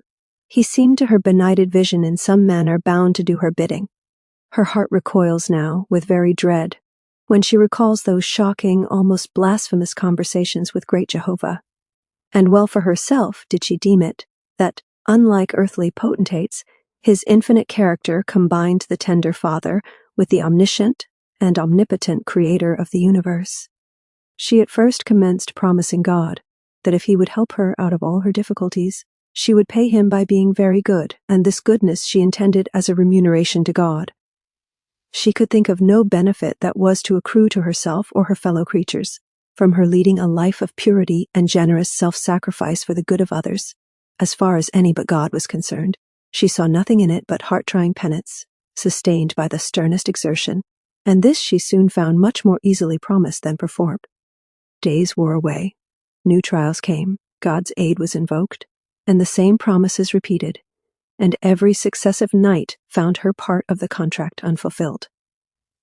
She now began to excuse herself by telling God she could not be good in her present circumstances, but if he would give her a new place and a good master and mistress, she could and would be good, and she expressly stipulated that she would be good one day to show God how good she would be all of the time, when he should surround her with the right influences, and she should be delivered from the temptations that then so sorely beset her. But alas, when night came, and she became conscious that she had yielded to all her temptations, and entirely failed of keeping her word with God, having prayed and promised 1 hour, and fallen into the sins of anger and profanity the next, the mortifying reflection weighed on her mind and blunted her enjoyment. Still, she did not lay it deeply to heart, but continued to repeat her demands for aid, and her promises of pay with full purpose of heart at each particular time, that day she would not fail to keep her plighted word. Thus perished the inward spark, like a flame just igniting, when one waits to see whether it will burn on or die out, till the long-desired change came, and she found herself in a new place, with a good mistress, and one who never instigated an otherwise kind master to be unkind to her. In short, a place where she had literally nothing to complain of, and where for a time she was more happy than she could well express. Oh, everything there was so pleasant, and kind and good, and all so comfortable, enough of everything indeed, it was beautiful, she exclaimed. Here, at Mr. Van Wagener's, as the reader will readily perceive she must have been, she was so happy and satisfied that God was entirely forgotten.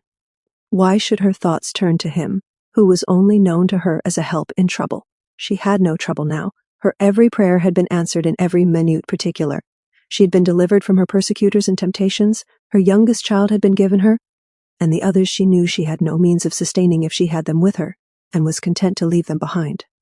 Their father, who was much older than Isabel, and who preferred serving his time out in slavery to the trouble and dangers of the course she pursued, remained with and could keep an eye on them, though it is comparatively little that they can do for each other while they remain in slavery, and this little the slave, like persons in every other situation of life, is not always disposed to perform. There are slaves who, copying the selfishness of their superiors in power, in their conduct towards their fellows, who may be thrown upon their mercy by infirmity or illness, allow them to suffer for want of that kindness and care which it is fully in their power to render them. The slaves in this country have ever been allowed to celebrate the principal, if not some of the lesser festivals observed by the Catholics and Church of England, many of them not being required to do the least service for several days, and at Christmas they have almost universally an entire week to themselves, except, perhaps, the attending to a few duties, which are absolutely required for the comfort of the families they belong to. If much service is desired, they are hired to do it, and paid for it as if they were free. The more sober portion of them spend these holidays in earning a little money. Most of them visit and attend parties and balls, and not a few of them spend it in the lowest dissipation.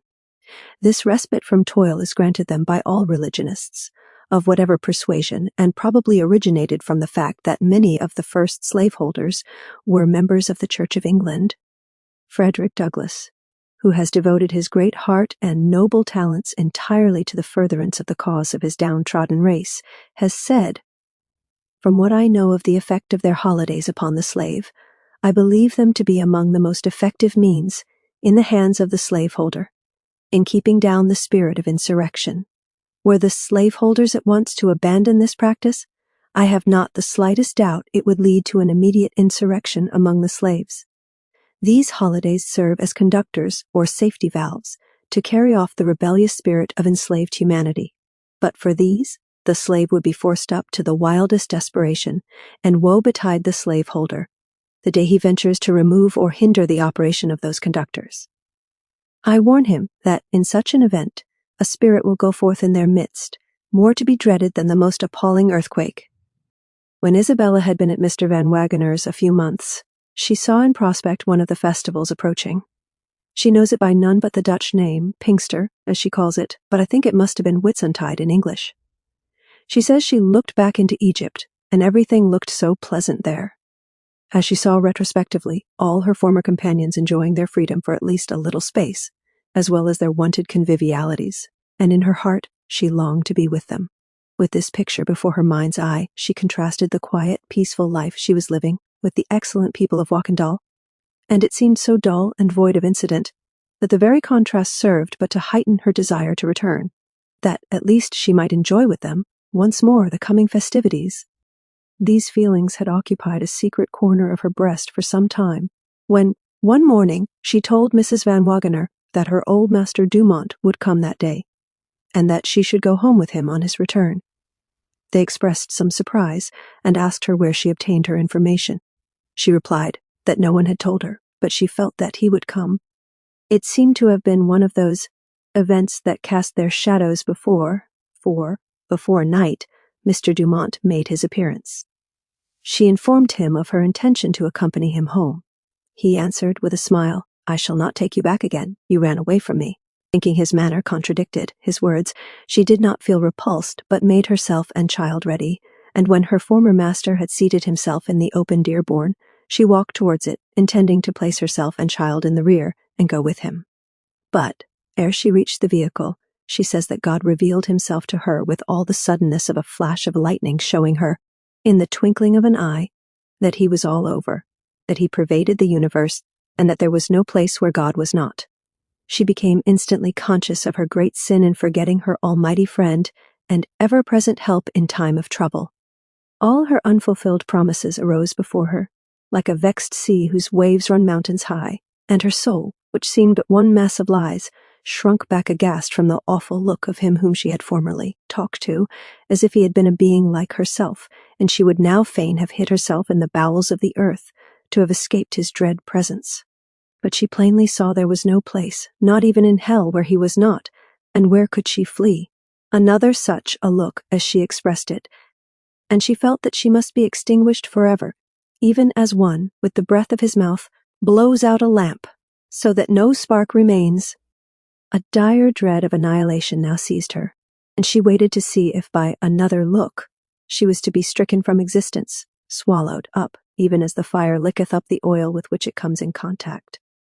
When at last the second look came not, and her attention was once more called to outward things, she observed her master had left, and exclaiming aloud, "Oh God, I did not know you were so big," walked into the house and made an effort to resume her work.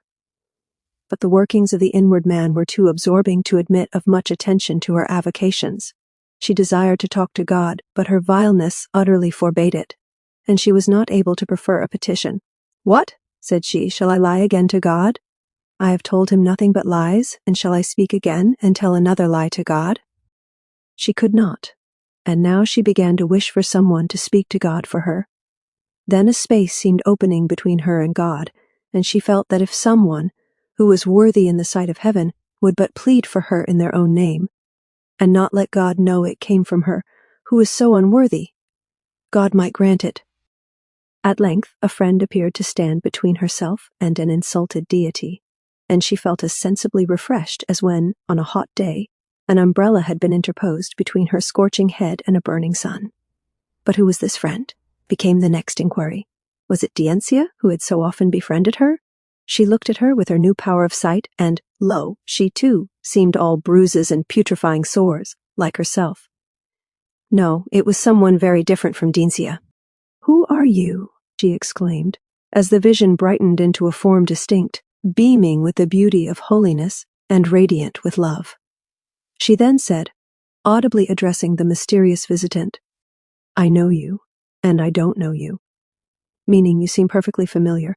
"I feel that you not only love me, but that you always have loved me. Yet I know you not, I cannot call you by name." When she said, "I know you," the subject of the vision remained distinct and quiet.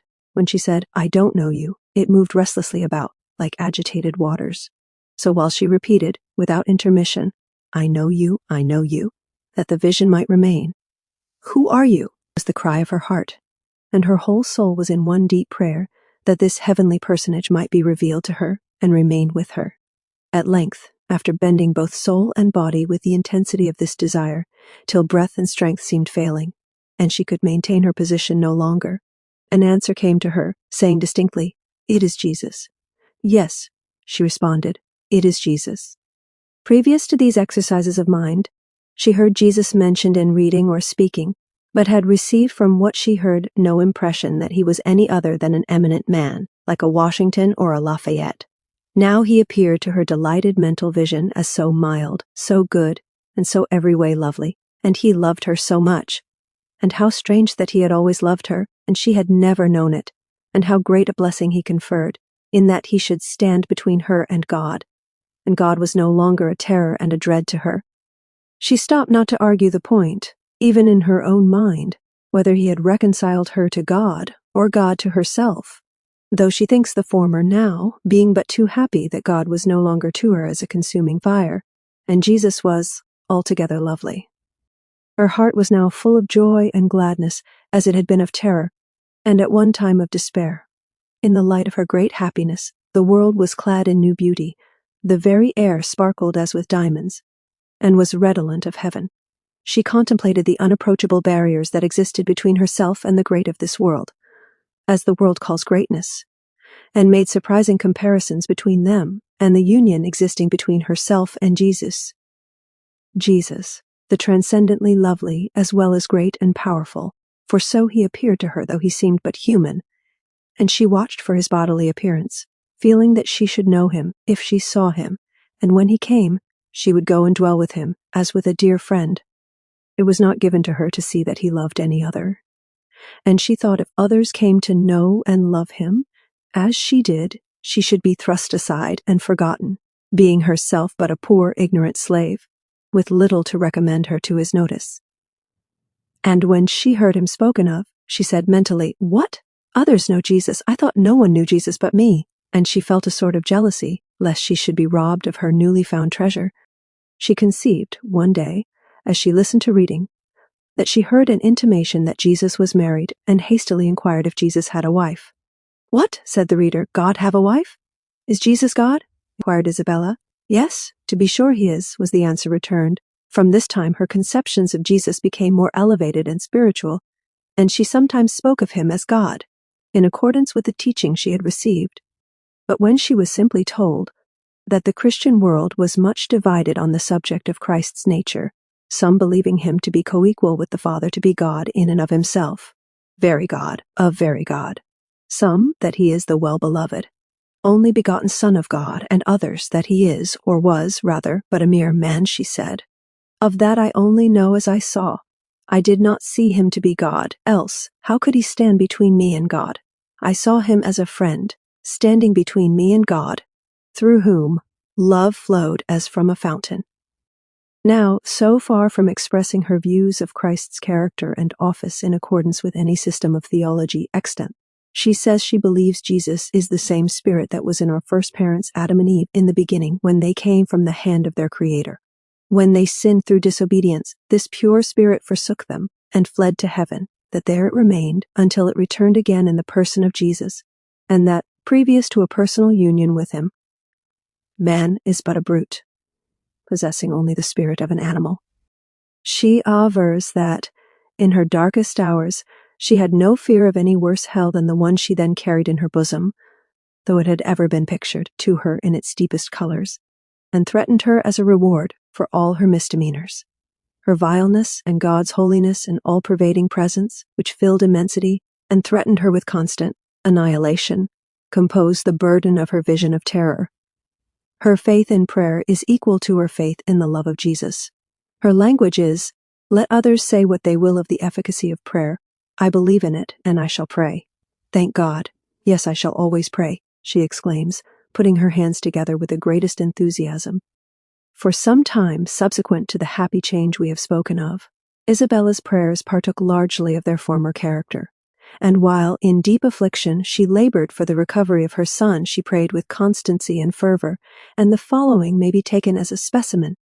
"O God, you know how much I am distressed, for I have told you again and again, now God, help me get my son. If you were in trouble, as I am, and I could help you, as you can me, think I wouldn't do it? Yes, God, you know I would do it. Oh God, you know I have no money, but you can make the people do for me. And you must make the people do for me. I will never give you peace till you do, God. Oh God, make the people hear me.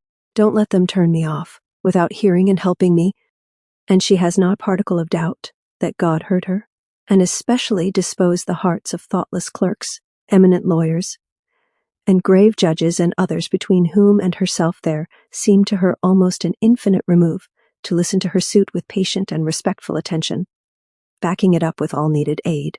The sense of her nothingness in the eyes of those with whom she contended for her rights sometimes fell on her like a heavy weight, which nothing but her unwavering confidence in an arm which she believed to be stronger than all others combined could have raised from her sinking spirit. Oh, how little did I feel, she repeated with a powerful emphasis. Neither would you wonder if you could have seen me in my ignorance and destitution, trotting about the streets, meanly clad, bareheaded and barefooted. Oh, God only could have made such people hear me, and he did it in answer to my prayers.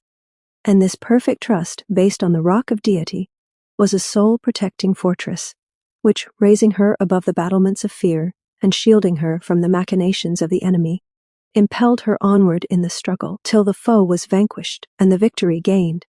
We have now seen Isabella, her youngest daughter, and her only son, in possession of, at least, their nominal freedom. It has been said that the freedom of the most free of the colored people of this country is but nominal, but stinted and limited as it is. At best, it is an immense remove from chattel slavery. This fact is disputed, I know, but I have no confidence in the honesty of such questionings. If they are made in sincerity, I honor not the judgment that thus decides. Her husband, quite advanced in age and infirm of health, was emancipated, with the balance of the adult slaves of the state, according to law, the following summer, July 4th, 1828. For a few years after this event, he was able to earn a scanty living, and when he failed to do that, he was dependent on the world's cold charity and died in a poorhouse. Isabella had herself and 2 children to provide for. Her wages were trifling, for at that time the wages of females were at a small advance from nothing, and she doubtless had to learn the first elements of economy, for what slaves that were never allowed to make any stipulations or calculations for themselves ever possessed an adequate idea of the true value of time, or in fact of any material thing in the universe.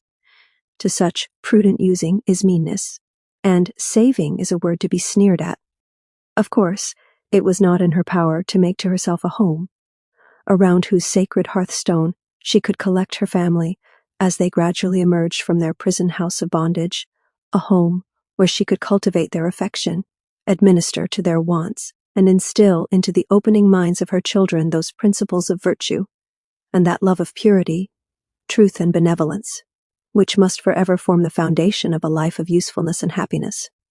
No, all this was far beyond her power or means, in more senses than one, and it should be taken into the account whenever a comparison is instituted between the progress made by her children in virtue and goodness, and the progress of those who have been nurtured in the genial warmth of a sunny home, where good influences cluster and bad ones are carefully excluded, where line upon line and precept upon precept are daily brought to their quotidian tasks, and where, in short, every appliance is brought in requisition, that self-denying parents can bring to bear on one of the dearest objects of a parent's life, the promotion of the welfare of their children.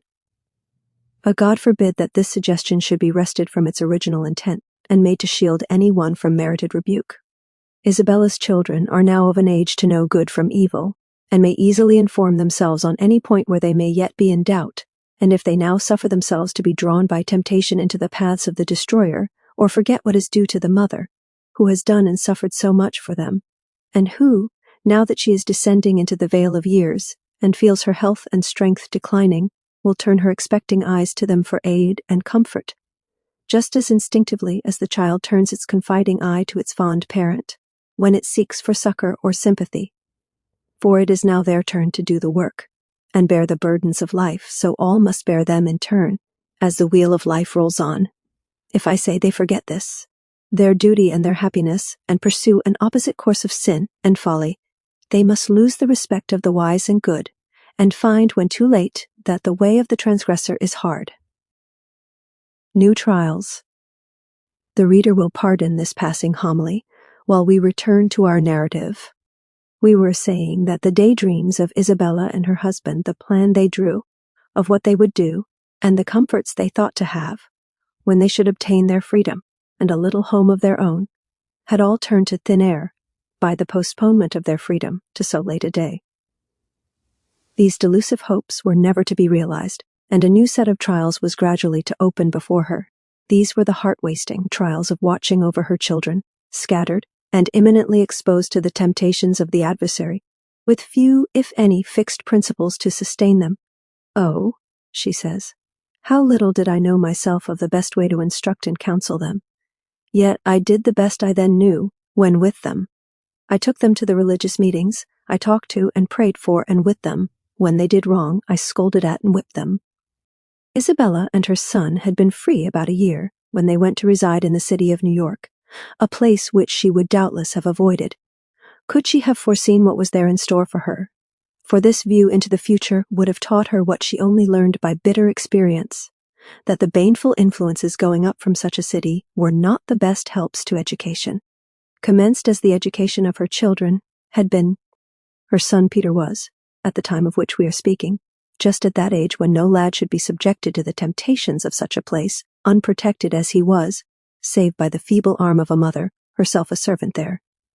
He was growing up to be a tall, well-formed, active lad, of quick perceptions, mild and cheerful in his disposition, with much that was open, generous, and winning about him, but with little power to withstand temptation, and a ready ingenuity to provide himself with ways and means to carry out his plans, and conceal from his mother and her friends all such as he knew would not meet their approbation.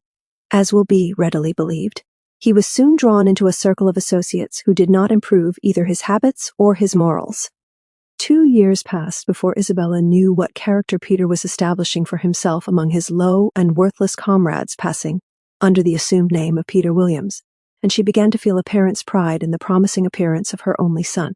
But, alas, this pride and pleasure were shortly dissipated, as distressing facts relative to him came one by one to her astonished ear. A friend of Isabella's, a lady who was much pleased with the good humor, ingenuity, and open confessions of Peter when driven into a corner, and who, she said, was so smart, he ought to have an education if anyone ought, paid $10 as tuition fee for him to attend a navigation school. But Peter, little inclined to spend his leisure hours in study, when he might be enjoying himself in the dance, or otherwise with his boon companions, went regularly and made some plausible excuses to the teacher, who received them as genuine, along with the $10 of misses, and while his mother and her friend believed him improving at school, he was, to their latent sorrow, improving in a very different place or places, and on entirely opposite principles. They also procured him an excellent place as a coachman. But wanting money, he sold his livery, and other things belonging to his master, who, having conceived a kind regard for him, considered his youth, and prevented the law from falling, with all its rigor, upon his head.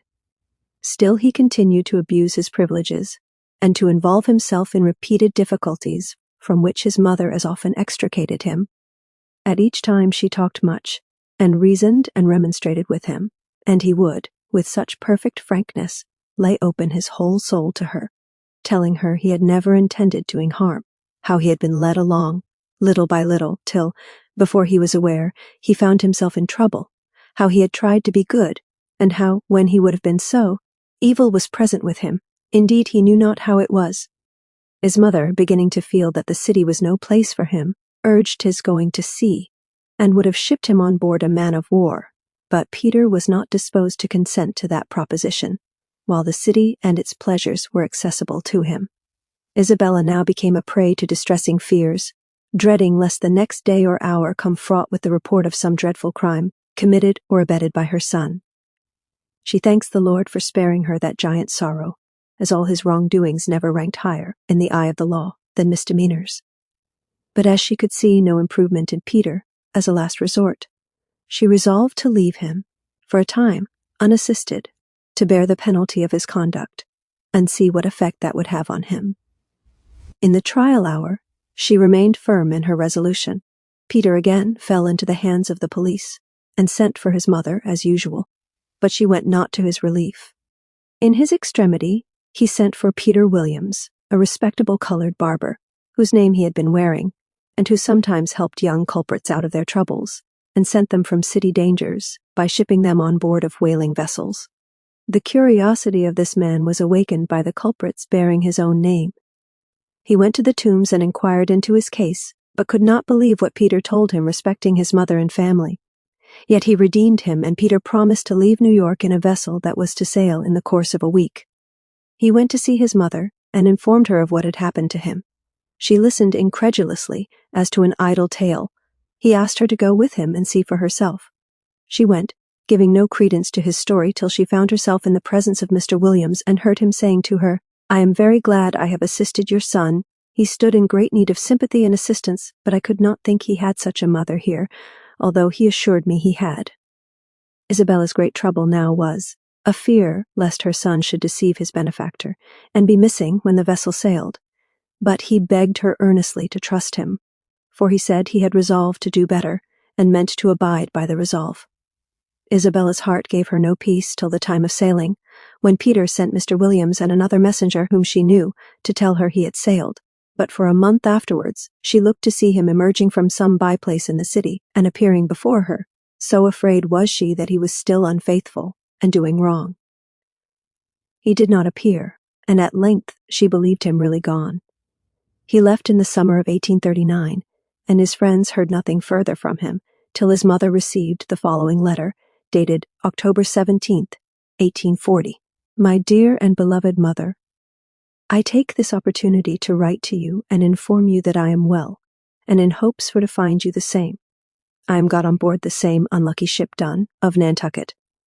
I am sorry for to say that I have been punished once severely by shoving my head in the fire for other folks. We have had bad luck, but in hopes to have better. We have about 230 on board, but in hopes, if do'nt have good luck, that my parents will receive me with thanks. I would like to know how my sisters are. Does my cousins live in New York yet? Have you got my letter? If not, inquire to Mr. Pierce Whiting's. I wish you would write me an answer as soon as possible. I am your only son, that is so far from your home, in the wide briny ocean. I have seen more of the world than ever I expected. And if I ever should return home safe, I will tell you all my troubles and hardships. Mother, I hope you do not forget me, your dear and only son. I should like to know how Sophia and Betsy and Hannah come on. I hope you all will forgive me for all that I have done. Your son, Peter Van Wagner. Another letter reads as follows, dated March 22nd, 1841. My dear mother, I take this opportunity to write to you and inform you that I have been well and in good health. I have wrote you a letter before, but have received no answer from you, and was very anxious to see you. I hope to see you in a short time. I have had very hard luck, but are in hopes to have better in time to come. I should like if my sisters are well, and all the people round the neighborhood. I expect to be home in 22 months or thereabouts. I have seen Samuel Lateret. Beware! There has happened very bad news to tell you that Peter Jackson is dead. He died within 2 days' sail of Otaheite, one of the Society Islands. The Peter Jackson that used to live at Lateret's, he died on board the ship Done of Nantucket, Captain Miller, in the latitude 1553 and longitude 14830 W. I have no more to say at present, but write as soon as possible. Your only son, Peter Van Wagner. Another, containing the last intelligence she has had from her son, reads as follows, and was dated September 19th, 1841. Dear Mother, I take the opportunity to write to you and inform you that I am well and in good health, and in hopes to find you in the same. This is the 5th letter that I have wrote to you, and have received no answer, and it makes me very uneasy. So pray write as quick as you can, and tell me how all the people is about the neighborhood. We are out from home 23 months, and in hope to be home in 15 months. I have not much to say, but tell me if you have been up home since I left or not. I want to know what sort of a time is at home. We had very bad luck when we first came out, but since we have had very good. So I am in hopes to do well yet, but if I do'nt do well, you need not expect me home these 5 years. So write as quick as you can, won't you? So now I am going to put an end to my writing at present. Notice, when this you see, remember me, and place me in your mind. Get me to my home, that's in the far distant west, to the scenes of my childhood, that I like the best. There the tall cedars grow and the bright waters flow, where my parents will greet me. White man, let me go to the spot where the cataract plays, where oft I have sported in my boyish days. And there is my poor mother, whose heart ever flows, at the sight of her poor child. To her let me go, your only son, Peter Van Wagener. Since the date of the last letter, Isabella has heard no tidings from her long-absent son, though ardently does her mother's heart long for such tidings, as her thoughts follow him around the world in his perilous vocation, saying within herself, "He is good now, I have no doubt. I feel sure that he has persevered, and kept the resolve he made before he left home. He seemed so different before he went, so determined to do better." Letters are inserted here for preservation, in case they prove the last she ever hears from him in this world. Finding a brother and sister.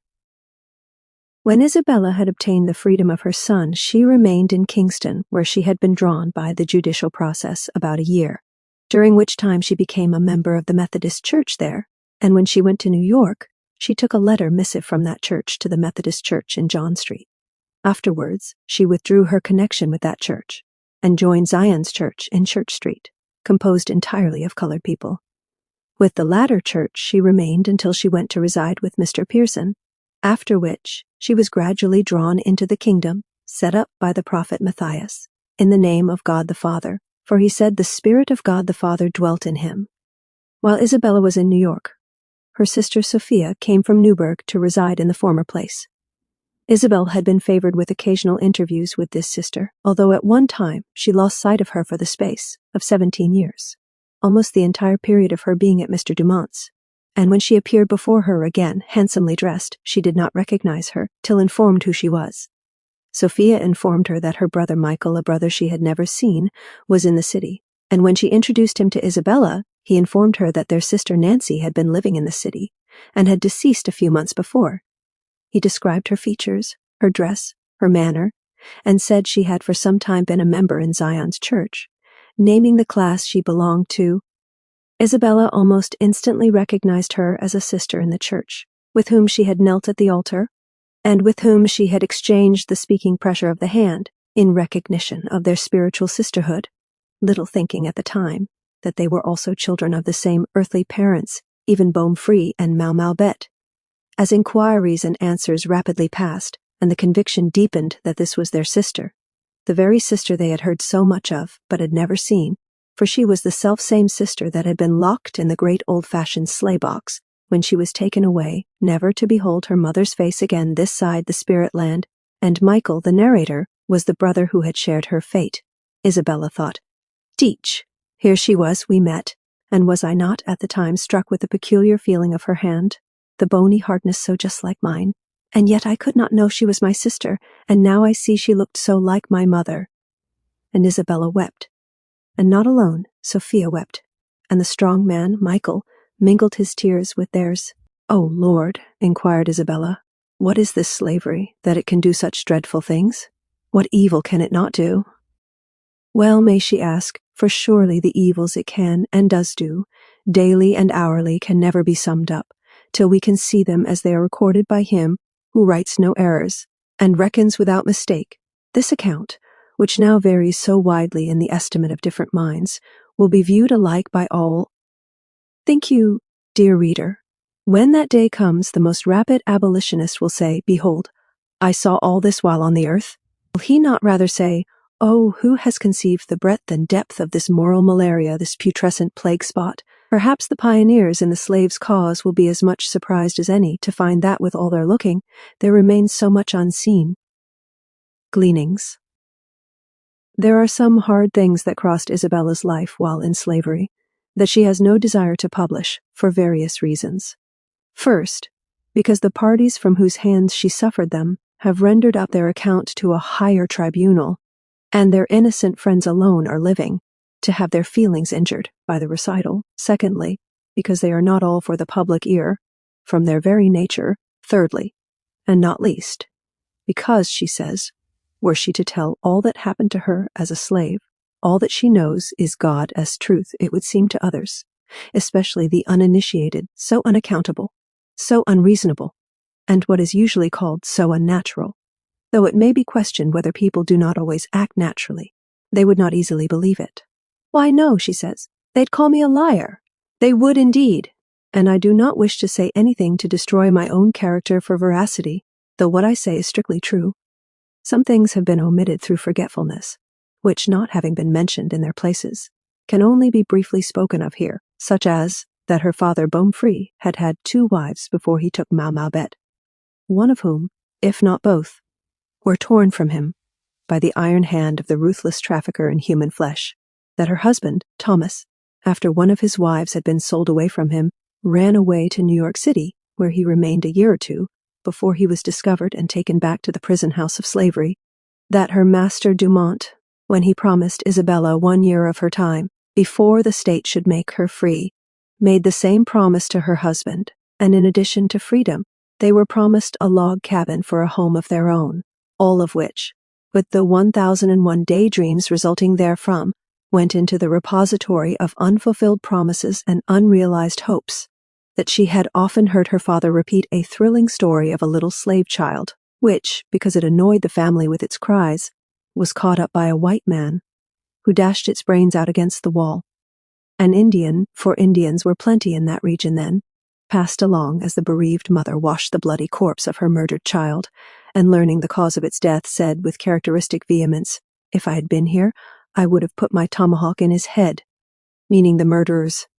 Of the cruelty of one Hasbrook, he had a sick slave woman who was lingering with a slow consumption, whom he made to spin, regardless of her weakness and suffering, and this woman had a child that was unable to walk or talk at the age of 5 years. Neither could it cry like other children, but made a constant, piteous, moaning sound. This exhibition of helplessness and imbecility, instead of exciting the master's pity, stung his cupidity, and so enraged him that he would kick the poor thing about like a football. Isabella's informant had seen this brood of a man, when the child was curled up under a chair, innocently amusing itself with a few sticks, drag it hence, that he might have the pleasure of tormenting it. She had seen him, with one blow of his foot, send it rolling quite across the room and down the steps at the door. Oh, how she wished it might instantly die. But, she said, it seemed as tough as a moccasin. Though it did die at last, and made glad the heart of its friends, and its persecutor no doubt rejoiced with them, but from very different motives. But the day of his retribution was not far off, for he sickened, and his reason fled. It was fearful to hear his old slave soon tell how, in the day of his calamity, she treated him. She was very strong, and was therefore selected to support her master, as he sat up in bed, by putting her arms around, while she stood behind him. It was then that she did her best to wreak her vengeance on him. She would clutch his feeble frame in her iron grasp, as in a vice, and when her mistress did not see, would give him a squeeze, a shake, and lifting him up, set him down again, as hard as possible. If his breathing betrayed too tight a grasp, and her mistress said, "Be careful, don't hurt him, Sohn," her every ready answer was, "Oh, no, missus," no, in her most pleasant tone, and then, as soon as Missis's eyes and ears were engaged away, another grasp, another shake, another bounce. She was afraid the disease alone would let him recover, an event she dreaded more than to do wrong herself. Isabella asked her if she were not afraid his spirit would haunt her. "Oh, no," says Sohn, "he was so wicked the devil will never let him out of hell long enough for that." Many slaveholders boast of the love of their slaves.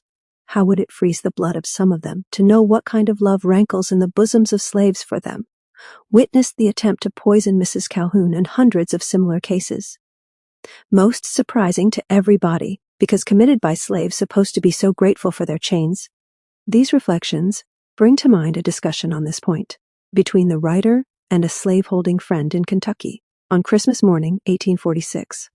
We had asserted that until mankind were far in advance of what they are now, irresponsible power over our fellow beings would be, as it is, abused. Our friend declared it was his conviction that the cruelties of slavery existed chiefly in imagination, and that no person in D County, where we then were, but would be above ill-treating a helpless slave. We answered that if his belief was well-founded, the people in Kentucky were greatly in advance of the people of New England, for we would not dare say as much as that of any school district there, letting alone counties. No, we would not answer for our own conduct even on so delicate a point. The next evening he very magnanimously overthrew his own position and established ours by informing us that, on the morning previous, and as near as we could learn, at the very hour in which we were earnestly discussing the probabilities of the case, a young woman of fine appearance and high standing in society, the pride of her husband, and the mother of an infant daughter, only a few miles from us, in D County too, was actually beating in the skull of a slave woman called Tabby, and not content with that, had her tied up and whipped after her skull was broken, and she died hanging to the bedstead to which she had been fastened. When informed that Tabby was dead, she answered, "I am glad of it, for she has worried my life out of me." But Tabby's highest good was probably not the end proposed by Mrs. M., for no one supposed she meant to kill her. Tabby was considered quite lacking in good sense, and no doubt belonged to that class at the South that are silly enough to die of moderate correction. A mob collected around the house for an hour or two, in that manner expressing a momentary indignation. But was she treated as a murderess? Not at all. She was allowed to take boat, for her residence was near the beautiful Ohio that evening, to spend a few months with her absent friends, after which she returned and remained with her husband, no one to molest or make her afraid. Had she been left to the punishment of an outraged conscience from right motives, I would have rejoiced with exceeding joy. But to see the life of one woman, and she a murderess, put in the balance against the lives of 3 millions of innocent slaves, and to contrast her punishment with what I felt would be the punishment of one who is merely suspected of being an equal friend of all mankind, regardless of color or condition, caused my blood to stir within me, and my heart to sicken at the thought. The husband of Mrs. M. was absent from home, at the time alluded to, and when he arrived some weeks afterwards, bringing beautiful presents to his cherished companion, he beheld his once happy home deserted, Tabby murdered and buried in the garden, and the wife of his bosom and the mother of his child, the doer of a dreadful deed, a murderess. When Isabella went to New York City, she went in company with a Miss Greer, who introduced her to the family of Mr. James Latourette, a wealthy merchant and a Methodist in religion, but who, the latter part of his life, felt that he had outgrown ordinances and advocated free meetings, holding them at his own dwelling-house for several years previous to his death. She worked for them, and they generously gave her a home while she labored for others, and in their kindness made her as one of their own. At that time, the moral reform movement was awakening the attention of the benevolent in that city. Many women, among whom were Mrs. Latourette and Miss Greer, became deeply interested in making an attempt to reform their fallen sisters, even the most degraded of them. And in this enterprise of labor and danger they enlisted Isabella and others, who for a time put forth their most zealous efforts and performed the work of missionaries with much apparent success. Isabella accompanied those ladies to the most wretched abodes of vice and misery, and sometimes she went where they dared not follow. They even succeeded in establishing prayer meetings in several places, where such a thing might least have been expected. But these meetings soon became the most noisy, shouting, ranting, and boisterous of gatherings, where they became delirious with excitement, and then exhausted from overaction. Such meetings Isabel had not much sympathy with, at best. But one evening she attended one of them, where the members of it, in a fit of ecstasy, jumped upon her cloak in such a manner as to drag her to the floor, and then, thinking she had fallen in a spiritual trance, they increased their glorifications on her account, jumping, shouting, stamping, and clapping of hands, rejoicing so much over her spirit, and so entirely overlooking her body, that she suffered much, both from fear and bruises, and ever after refused to attend any more such meetings, doubting much whether God had anything to do with such worship. The Matthias Delusion. We now come to an eventful period in the life of Isabella, as identified with one of the most extraordinary religious delusions of modern times, but the limits prescribed for the present work forbid a minute narration of all the occurrences that transpired in relation to it. After she had joined the African Church in Church Street, and during her membership there, she frequently attended Mr. Latourette's meetings, at one of which Mr. Smith invited her to go to a prayer meeting, or to instruct the girls at the Magdalen Asylum, Bowery Hill, then under the protection of Mr. Pearson and some other persons, chiefly respectable females. To reach the asylum, Isabella called on Katie, Mr. Pearson's colored servant, of whom she had some knowledge. Mr. Pearson saw her there, conversed with her, asked her if she had been baptized, and was answered characteristically by the Holy Ghost. After this, Isabella saw Katie several times, and occasionally Mr. Pearson, who engaged her to keep his house while Katie went to Virginia to see her children. This engagement was considered an answer to a prayer by Mr. Pearson, who had both fasted and prayed on the subject, while Katie and Isabella appeared to see in it the hand of God. Mr. Pearson was characterized by a strong devotional spirit, which finally became highly fanatical. He assumed the title of prophet, asserting that God had called him in an omnibus, in these words, "Thou art Elijah, the Tishbite. Gather unto me all the members of Israel at the foot of Mount Carmel," which he understood as meaning the gathering of his friends at Bowery Hill. Not long afterward, he became acquainted with the notorious Matthias, whose career was as extraordinary as it was brief. Robert Matthews, or Matthias as he was usually called, was of Scotch extraction, but a native of Washington County, New York, and at that time about 47 years of age. He was religiously brought up among the Anti-Burghers, a sect of Presbyterians, the clergyman, the Reverend Mr. Beveridge, visiting the family after the manner of the church, and being pleased with Robert, put his hand on his head when a boy and pronounced a blessing. And this blessing, with his natural qualities, determined his character, for he ever after thought he should be a distinguished man. Matthias was brought up a farmer till nearly 18 years of age, but acquired indirectly the art of a carpenter without any regular apprenticeship, and showed considerable mechanical skill. He obtained property from his uncle, Robert Thompson, and then he went into business as a storekeeper, was considered respectable, and became a member of the Scotch Presbyterian Church. He married in 1813 and continued in business in Cambridge. In 1816, he ruined himself by a building speculation and the derangement of the currency which denied bank facilities, and soon after he came to New York with his family and worked at his trade. He afterwards removed to Albany and became a hearer at the Dutch Reformed Church, then under Dr. Ludlow's charge. He was frequently much excited on religious subjects. In 1829 he was well known, if not for street preaching, for loud discussions and pavement exhortations, but he did not make set sermons. In the beginning of 1830, he was only considered zealous, but in the same year he prophesied the destruction of the Albanians and their capital, and while preparing to shave, with the Bible before him, he suddenly put down the soap and exclaimed, "I have found it. I have found a text which proves that no man who shaves his beard can be a true Christian."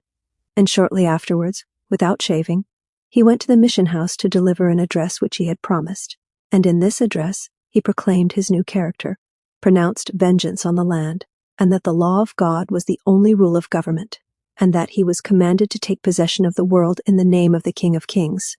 His harangue was cut short by the trustees putting out the lights. About this time, Matthias laid by his implements of industry, and in June he advised his wife to fly with him from the destruction which awaited them in the city, and on her refusal, partly on account of Matthias calling himself a Jew, whom she was unwilling to retain as a husband, he left her, taking some of the children to his sister in Argyle, 40 miles from Albany. At Argyle, he entered the church and interrupted the minister, declaring the congregation in darkness and warning them to repentance.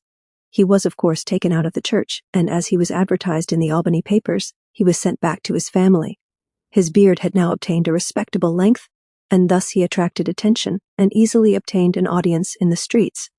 For this he was sometimes arrested, once by mistake for Adam Payne, who collected the crowd, and then left Matthias with it on the approach of the officers. He repeatedly urged his wife to accompany him on a mission to convert the world, declaring that food could be obtained from the roots of the forest, if not administered otherwise. At this time he assumed the name of Matthias, called himself a Jew, and set out on a mission, taking a western course and visiting a brother at Rochester, a skillful mechanic, since dead. Leaving his brother, he proceeded on his mission over the northern states, occasionally returning to Albany. After visiting Washington and passing through Pennsylvania, he came to New York. His appearance at that time was mean but grotesque, and his sentiments were but little known. On May 5, 1832, he first called on Mr. Pearson in 4th Street in his absence, Isabella was alone in the house, in which she had lived since the previous autumn. On opening the door, she, for the first time, beheld Matthias, and her early impression of seeing Jesus in the flesh rushed to her mind. She heard his inquiry and invited him into the parlor, and being naturally curious and much excited, and possessing a good deal of tact, she drew him into conversation, stated her own opinions, and heard his replies and explanations. Her faith was at first staggered by his declaring himself a Jew, but on this point she was relieved by his saying, "Do you not remember how Jesus prayed?" and repeated part of the Lord's Prayer, in proof that the Father's kingdom was to come, and not the Son's. She then understood him to be a converted Jew, and in the conclusion she says she felt as if God had sent him to set up the kingdom. Thus Matthias at once secured the goodwill of Isabella, and we may suppose obtained from her some information in relation to Mr. Pearson, especially that Mrs. Pearson declared there was no true church, and approved of Mr. Pearson's preaching. Matthias left the house, promising to return on Saturday evening. Mr. P. at this time had not seen Matthias. Isabella, desirous of hearing the expected conversation between Matthias and Mr. Pearson on Saturday, hurried her work, got it finished, and was permitted to be present. Indeed, the sameness of belief made her familiar with her employer, while her attention to her work and characteristic faithfulness increased his confidence. This intimacy, the result of holding the same faith, and the principle afterwards adopted of having but one table, and all things in common, made her at once the domestic and the equal, and the depositary of very curious, if not valuable, information. To this object even her color assisted. Persons who have traveled in the South know the manner in which the colored people, and especially slaves, are treated. They are scarcely regarded as being present. This trait in our American character has been frequently noticed by foreign travelers. One English lady remarks that she discovered, in course of conversation with a Southern married gentleman, that a colored girl slept in his bedroom, in which also was his wife. And when he saw that it occasioned some surprise, he remarked, "What would he do if he wanted a glass of water in the night?" Other travelers have remarked that the presence of colored people never seemed to interrupt a conversation of any kind for one moment. Isabella, then, was present at the first interview between Matthias and Pearson. At this interview, Mr. Pearson asked Matthias if he had a family, to which he replied in the affirmative. He asked him about his beard, and he gave a scriptural reason, asserting also that the Jews did not shave, and that Adam had a beard. Mr. Pearson detailed to Matthias his experience, and Matthias gave his, and they mutually discovered that they held the same sentiments, both admitting the direct influence of the Spirit and the transmission of spirits from one body to another. Matthias admitted the call of Mr. Pearson in the omnibus in Wall Street, which, on this occasion, he gave in these words, "Thou art Elijah the Tishbite, and thou shalt go before me in the spirit and power of Elias, to prepare my way before me." And Mr. Pearson admitted Matthias's call, who completed his declaration on the 20th of June in Argyle, which, by a curious coincidence, was the very day on which Pearson had received his call in the omnibus. Such singular coincidences have a powerful effect on excited minds. From that discovery, Pearson and Matthias rejoiced in each other, and became kindred spirits. Matthias, however, claiming to be the Father, or to possess the Spirit of the Father, he was God upon the earth, because the Spirit of God dwelt in him, while Pearson then understood that his mission was like that of John the Baptist, which the name Elias meant. This conference ended with an invitation to supper, and Matthias and Pearson washing each other's feet. Mr. Pearson preached on the following Sunday, but after which he declined in favor of Matthias, and some of the party believed that the kingdom had then come. As a specimen of Matthias's preaching and sentiments, the following is said to be reliable. "The spirit that built the Tower of Babel is now in the world. It is the spirit of the devil. The spirit of man never goes upon the clouds. All who think so are Babylonians. The only heaven is on earth. All who are ignorant of truth are Ninevites. The Jews did not crucify Christ. It was the Gentiles. Every Jew has his guardian angel attending him in this world. God don't speak through preachers. He speaks through me, his prophet." John the Baptist, addressing Mr. Pearson, read the 10th chapter of Revelations. After the reading of the chapter, the prophet resumed speaking as follows. "Ours is the mustard seed kingdom which is to spread all over the earth. Our creed is truth, and no man can find truth unless he obeys John the Baptist and comes clean into the church. All real men will be saved. All mock men will be damned. When a person has the Holy Ghost, then he is a man, and not till then. They who teach women are of the wicked. The communion is all nonsense, so is prayer. Eating a nip of bread and drinking a little wine won't do any good. All who admit members into their church and suffer them to hold their lands and houses, their sentence is, "Depart, ye wicked, I know you not." All females who lecture their husbands, their sentence is the same. The sons of truth are to enjoy all the good things of this world, and must use their means to bring it about. Everything that has the smell of woman will be destroyed. Woman is the capsheaf of the abomination of desolation, full of all deviltry. In a short time, the world will take fire and dissolve. It is combustible already. All women, not obedient, had better become so as soon as possible, and let the wicked spirit depart, and become temples of truth. Praying is all mocking. When you see anyone wring the neck of a fowl, instead of cutting off its head, he has not got the Holy Ghost. Cutting gives the least pain.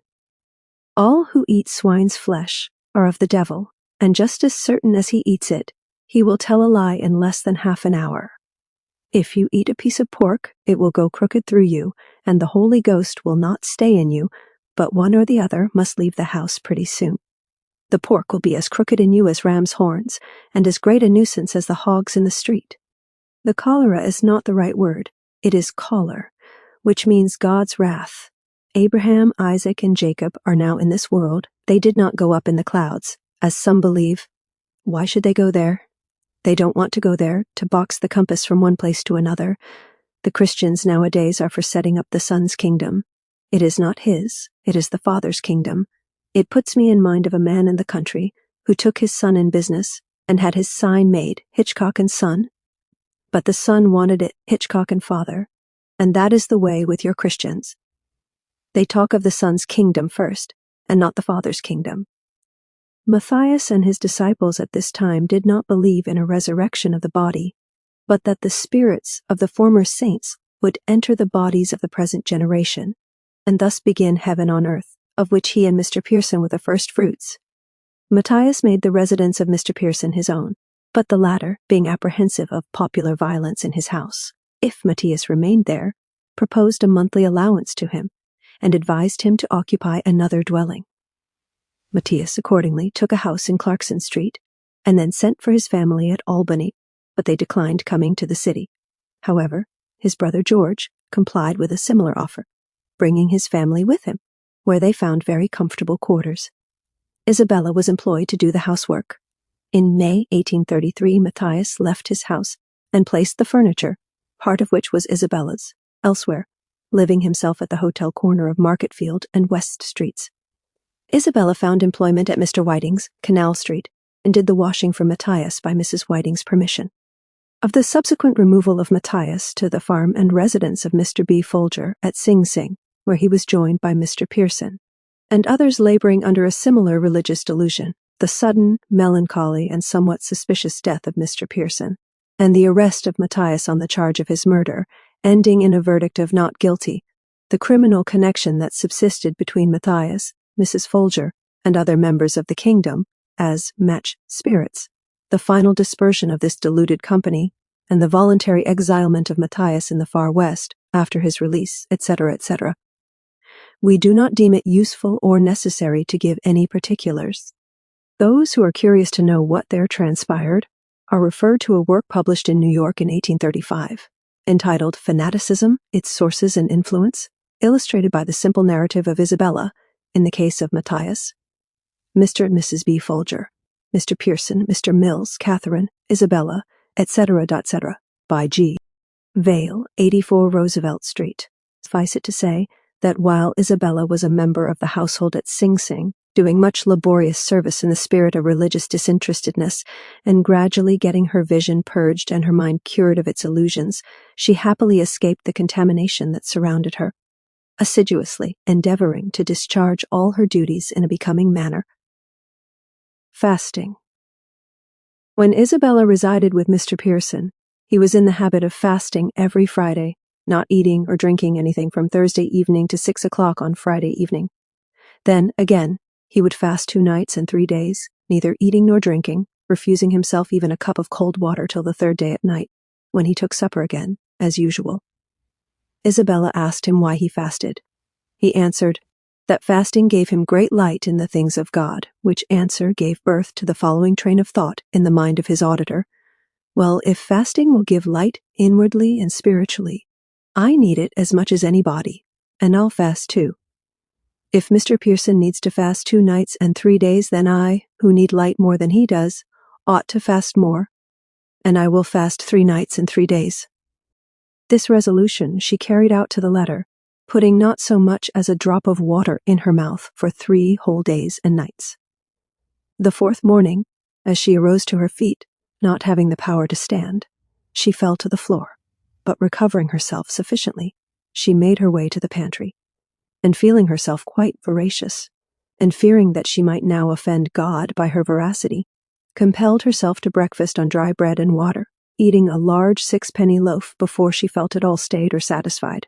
She says she did get light, but it was all in her body and none in her mind, and this lightness of body lasted a long time. Oh! She was so light, and felt so well, she could skim around like a gull. The cause of her leaving the city.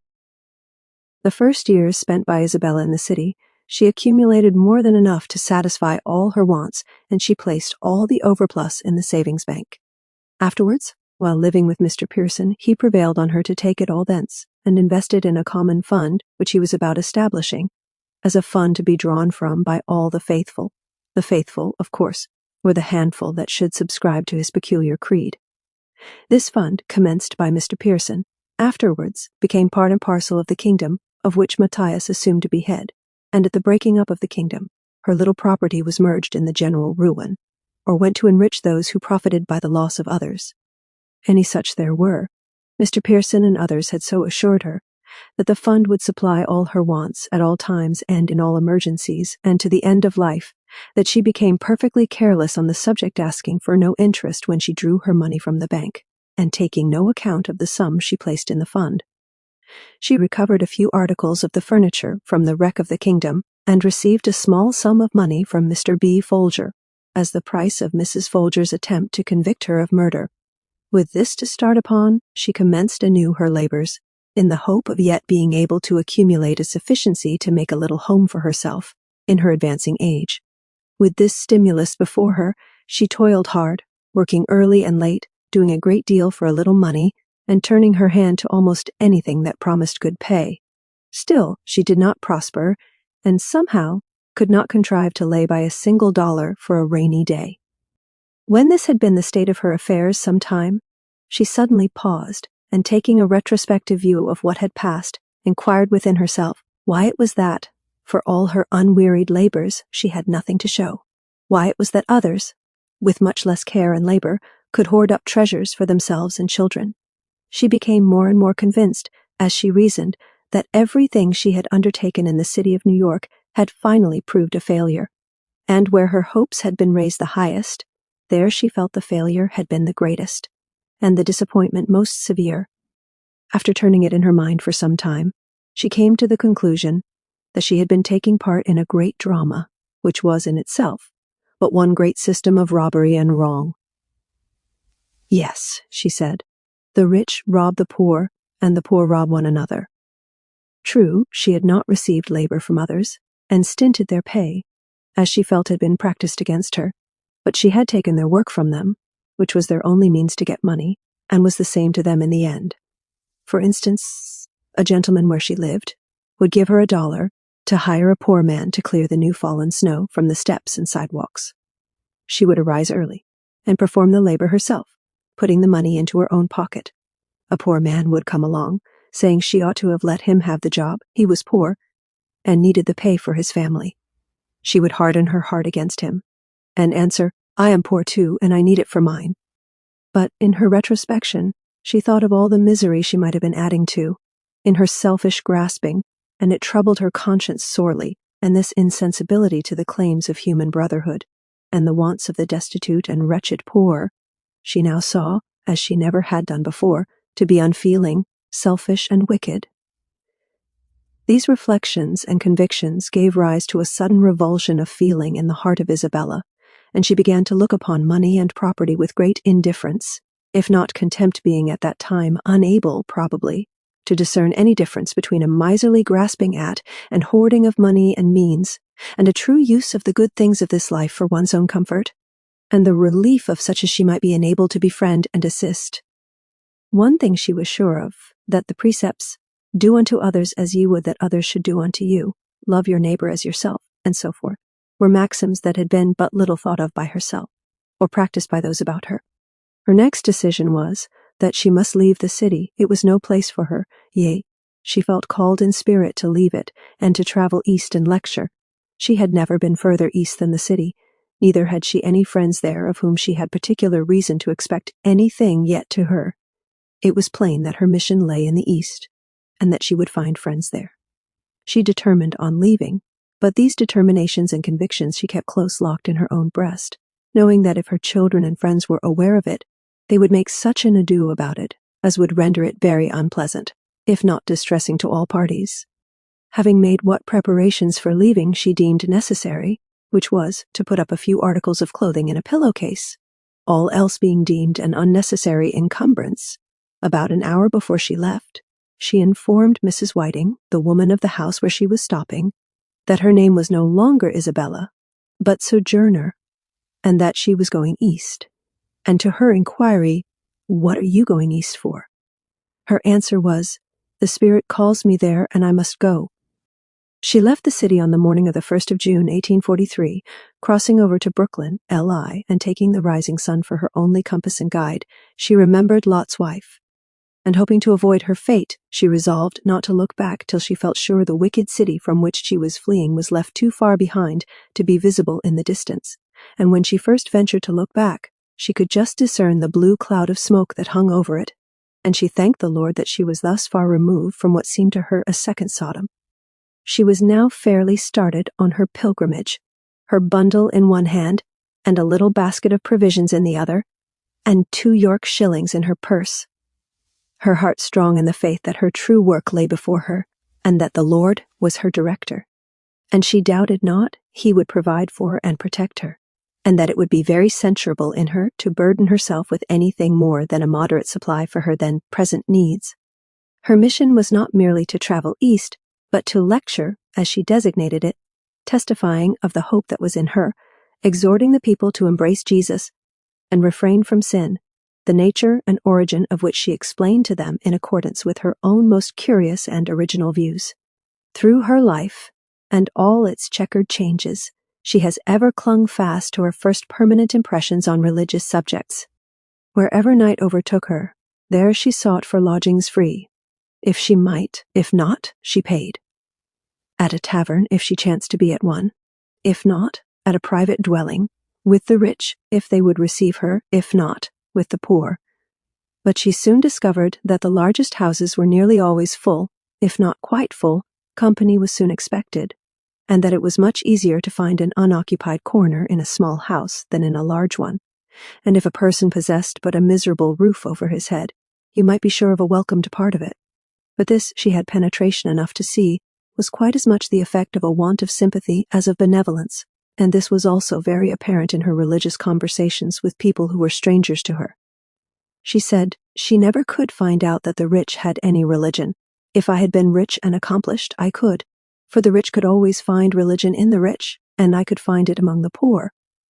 At first, she attended such meetings as she heard of, in the vicinity of her travels, and spoke to the people as she found them assembled. Afterwards she advertised meetings of her own, and held forth to large audiences, having, as she said, a good time.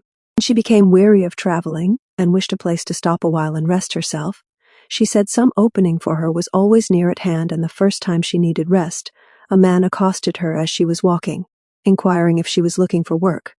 She told him that was not the object of her travels, but that she would willingly work a few days if anyone wanted. He requested her to go to his family, who were sadly in want of assistance, which he had been thus far unable to supply. She went to the house where she was directed, and was received by his family, one of whom was ill, as a godsend. And when she felt constrained to resume her journey, they were very sorry, and would fain have detained her longer.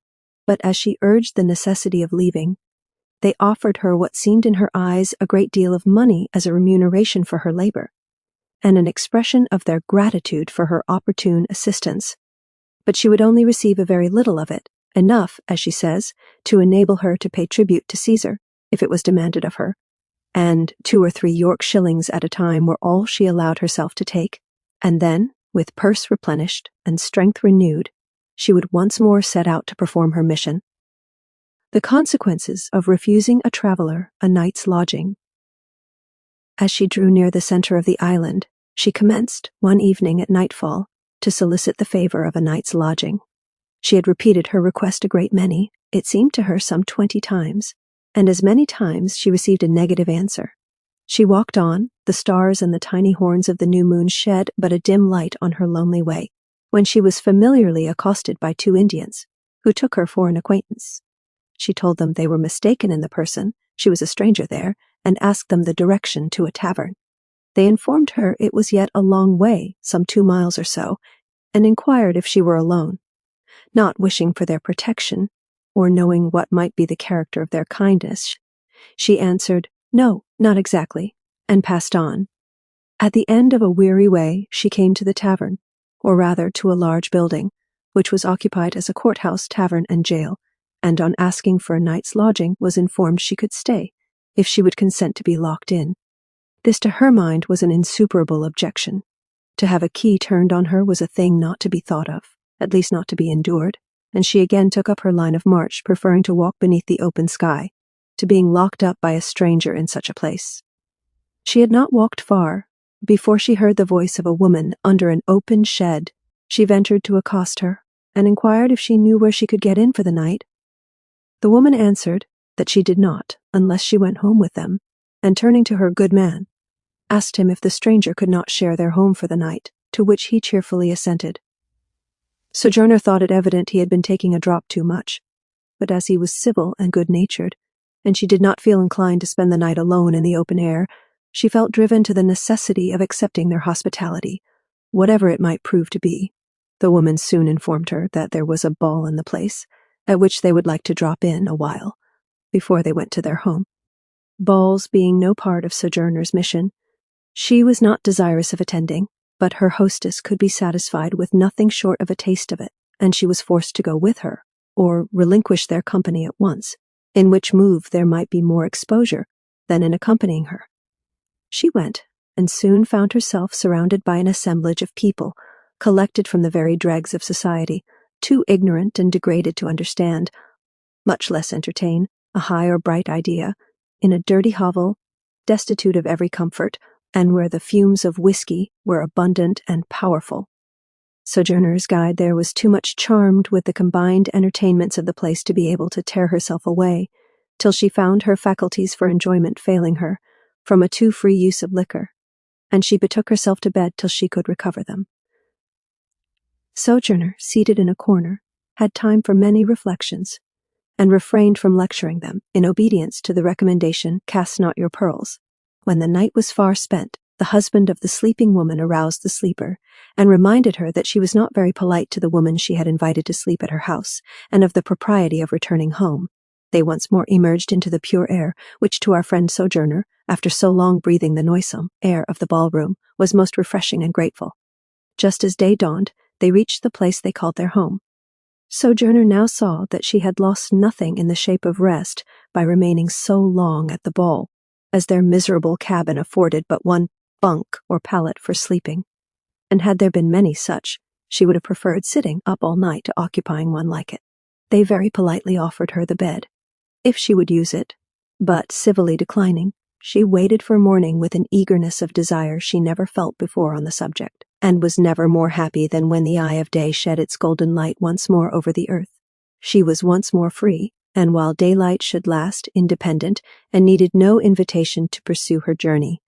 Let these facts teach us that every pedestrian in the world is not a vagabond, and that it is a dangerous thing to compel anyone to receive that hospitality from the vicious and abandoned which they should have received from us, as thousands can testify, who have thus been caught in the snares of the wicked.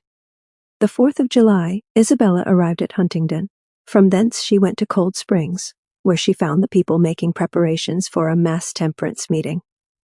With her usual alacrity, she entered into their labors, getting up dishes a la New York, greatly to the satisfaction of those she assisted. After remaining at Cold Springs some 3 weeks, she returned to Huntingdon, where she took boat for Connecticut. Landing at Bridgeport, she again resumed her travels towards the northeast, lecturing some and working some, to get wherewith to pay tribute to Caesar, as she called it, and in this manner she presently came to the city of New Haven, where she found many meetings, which she attended, at some of which she was allowed to express her views freely, and without reservation. She also called meetings expressly to give herself an opportunity to be heard, and found in the city many true friends of Jesus, as she judged, with whom she held communion of spirit, having no preference for one sect more than another, but being well satisfied with all who gave her evidence of having known or loved the Savior. After thus delivering her testimony in this pleasant city, feeling she had not as yet found an abiding place, she went from thence to Bristol, at the request of a zealous sister who desired her to go to the latter place and hold a religious conversation with some friends of hers there. She went as requested, found the people kindly and religiously disposed, and through them she became acquainted with several very interesting persons. A spiritually minded brother in Bristol, becoming interested in her new views and original opinions, requested as a favor that she would go to Hartford, to see and converse with friends of his there. Standing ready to perform any service in the Lord, she went to Hartford as desired, bearing in her hand the following note from this brother. "Sister, I send you this living messenger, as I believe her to be one that God loves. Ethiopia is stretching forth her hands unto God. You can see by this sister that God does by his Spirit alone teach his own children things to come. Please receive her, and she will tell you some new things. Let her tell her story without interrupting her, and give close attention, and you will see she has got the lever of truth, that God helps her to pry where but few can. She cannot read or write, but the law is in her heart. Send her to brother, and where she can do the most good. From your brother, H.L.B. Some of her views and reasonings.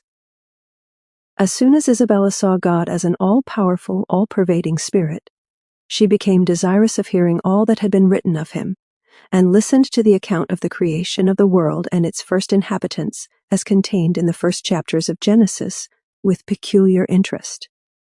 For some time she received it all literally, though it appeared strange to her that God worked by the day, got tired and stopped to rest, etc. But after a little time she began to reason upon it thus: why, if God works by the day, and one day's work tires him, and he is obliged to rest, either from weariness or on account of darkness, or if he waited for the cool of the day to walk in the garden, because he was inconvenienced by the heat of the sun, why then it seems that God cannot do as much as I can, for I can bear the sun at noon and work several days and nights in succession, without being much tired. Or if he rested nights because of the darkness, it is very queer that he should make the night so dark that he could not see himself. If I had been God, I would have made the night light enough for my own convenience, surely. But the moment she placed this idea of God by the side of the impression she had once so suddenly received of his inconceivable greatness and entire spirituality, that moment she exclaimed mentally, "No, God does not stop to rest, for he is a spirit, and cannot tire, he cannot want for light, for he hath all light in himself. And if God is all in all, and worketh all in all, as I have heard them read, then it is impossible he should rest at all. For if he did, every other thing would stop and rest too. The waters would not flow, and the fishes could not swim, and all motion must cease. God could have no pauses in his work, and he needed no Sabbaths of rest. Man might need them, and he should take them when he needed them, whenever he required rest. As it regarded the worship of God, he was to be worshipped at all times and in all places, and one portion of time never seemed to her more holy than another. These views, which were the results of the workings of her own mind, assisted solely by the light of her own experience and very limited knowledge, were, for a long time after their adoption, closely locked in her own breast, fearing lest their avowal might bring upon her the imputation of infidelity, the usual charge preferred by all religionists against those who entertain religious views and feelings differing materially from their own, if from their own sad experience they are withheld from shouting the cry of infidel, They fail not to see and to feel, aye, and to say that the dissenters are not of the right spirit, and that their spiritual eyes have never been unsealed. While traveling in Connecticut, she met a minister, with whom she held a long discussion on these points, as well as on various other topics, such as the origin of all things, especially the origin of evil, at the same time bearing her testimony strongly against a paid ministry. He belonged to that class, and, as a matter of course, as strongly advocated his own side of the question.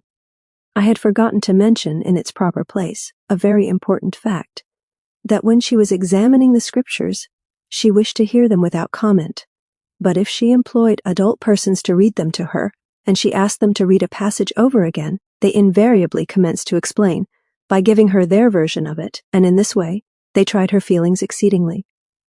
In consequence of this, she ceased to ask adult persons to read the Bible to her, and substituted children in their stead. Children, as soon as they could read distinctly, would reread the same sentence to her, as often as she wished, and without comment, and in that way she was enabled to see what her own mind could make out of the record, and that, she said, was what she wanted, and not what others thought it to mean. She wished to compare the teachings of the Bible with the witness within her, and she came to the conclusion that the Spirit of truth spoke in those records, but that the recorders of those truths had intermingled with them ideas and suppositions of their own. This is one among the many proofs of her energy and independence of character. When it became known to her children that Sojourner had left New York, they were filled with wonder and alarm. Where could she have gone, and why had she left? Were questions no one could answer satisfactorily. Now their imaginations painted her as a wandering maniac, and again they feared she had been left to commit suicide, and many were the tears they shed at the loss of her. But when she reached Berlin, Connecticut, she wrote to them by amanuensis, informing them of her whereabouts and waiting an answer to her letter, thus quieting their fears and gladdening their hearts once more with assurances of her continued life and her love. The Second Advent Doctrines. In Hartford and vicinity, she met with several persons who believed in the Second Advent Doctrines, or the immediate personal appearance of Jesus Christ. At first she thought she had never heard of Second Advent. When it was explained to her, she recollected having once attended Mr. Miller's meeting in New York, where she saw a great many enigmatical pictures hanging on the wall, which she could not understand, and which, being out of the reach of her understanding, failed to interest her. In this section of country, she attended 2 camp meetings of the believers in these doctrines, the Second Advent excitement being then at its greatest height. The last meeting was at Windsor Loch. The people, as a matter of course, eagerly inquired of her concerning her belief, as it regarded their most important tenet. She told them it had not been revealed to her. Perhaps, if she could read, she might see it differently. Sometimes, to their eager inquiry, "Oh, don't you believe the Lord is coming?" she answered, "I believe the Lord is as near as he can be, and not be it." With these evasive and non-exciting answers she kept their minds calm as it respected her unbelief, till she could have an opportunity to hear their views fairly stated, in order to judge more understandingly of this matter, and see if, in her estimation, there was any good ground for expecting an event which was, in the minds of so many, as it were, shaking the very foundations of the universe. She was invited to join them in their religious exercises, and accepted the invitation, praying and talking in her own peculiar style, and attracting many about her by her singing. When she had convinced the people that she was a lover of God and his cause, and had gained a good standing with them, so that she could get a hearing among them, she had become quite sure in her own mind that they were laboring under a delusion, and she commenced to use her influence to calm the fears of the people and pour oil upon the troubled waters. In one part of the grounds, she found a knot of people greatly excited. She mounted a stump and called out, "Here, here!" When the people had gathered around her, as they were in a state to listen to anything new, she addressed them as children, and asked them why they made such a to-do. "Are you not commanded to watch and pray? You are neither watching nor praying." She bade them, with the tones of a kind mother, retire to their tents, and there watch and pray, without noise or tumult, for the Lord would not come to such a scene of confusion. The Lord came still and quiet. She assured them the Lord might come, move all through the camp, and go away again, and they never know it, in the state they then were. They seemed glad to seize upon any reason for being less agitated and distressed, and many of them suppressed their noisy terror, and retired to their tents to watch and pray, begging others to do the same and listen to the advice of the good sister. She felt she had done some good, and then went to listen further to the preachers. They appeared to her to be doing their utmost to agitate and excite the people, who were already too much excited, and when she had listened till her feelings would let her listen silently no longer, she arose and addressed the preachers. The following are specimens of her speech. Here you are talking about being changed in the twinkling of an eye. If the Lord should come, he'd change you to nothing, for there is nothing to you.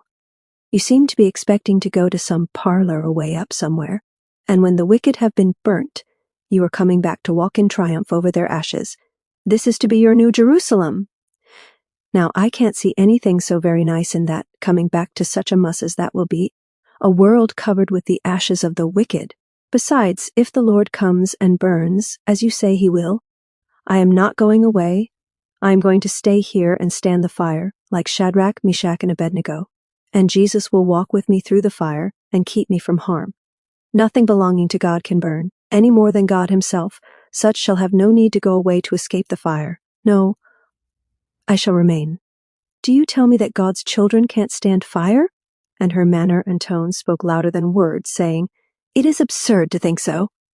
The ministers were taken quite aback at so unexpected an opposer, and one of them, in the kindest possible manner, commenced a discussion with her by asking her questions and quoting scripture to her, concluding, finally, that although she had learned nothing of the great doctrine which was so exclusively occupying their minds at the time, she had learned much that man had never taught her. At this meeting, she received the address of different persons, residing in various places, with an invitation to visit them. She promised to go soon to Cabottville, and started, shaping her course for that place.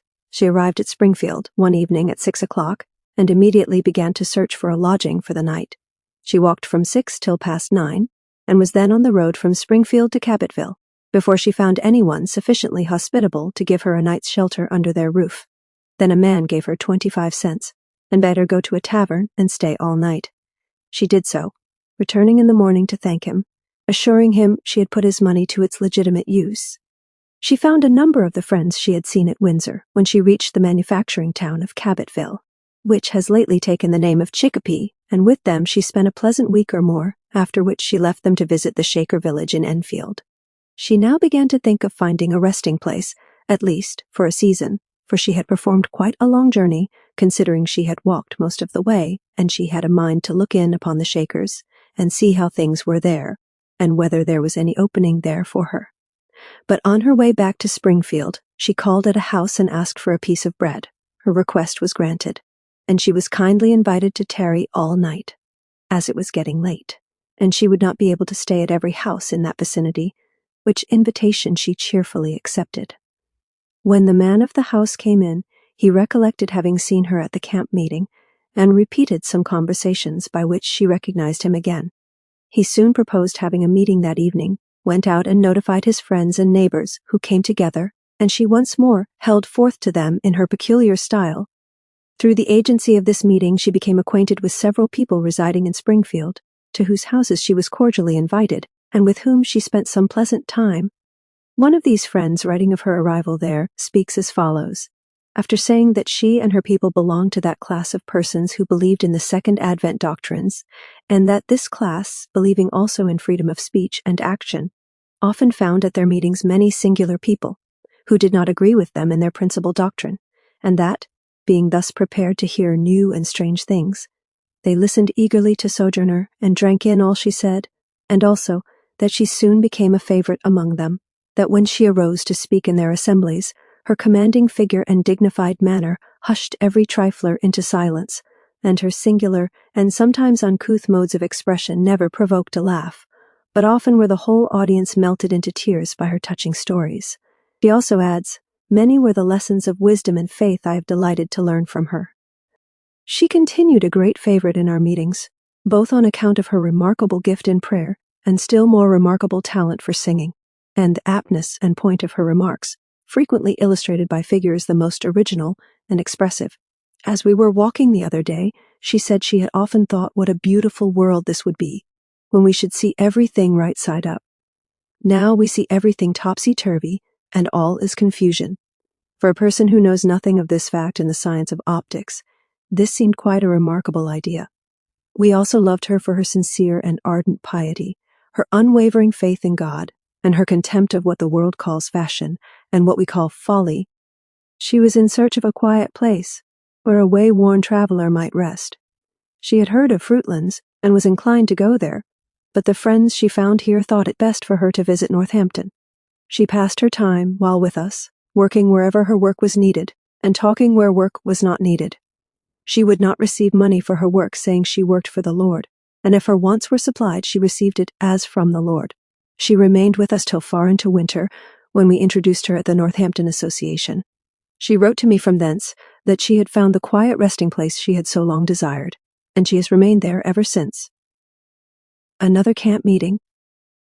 When Sojourner had been at Northampton a few months, she attended another camp meeting, at which she performed a very important part.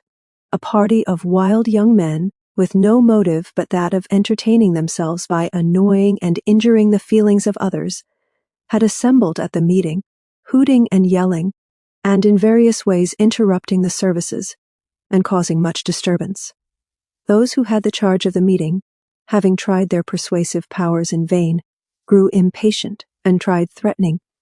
The young men, considering themselves insulted, collected their friends, to the number of 100 or more, dispersed themselves through the grounds, making the most frightful noises and threatening to fire the tents.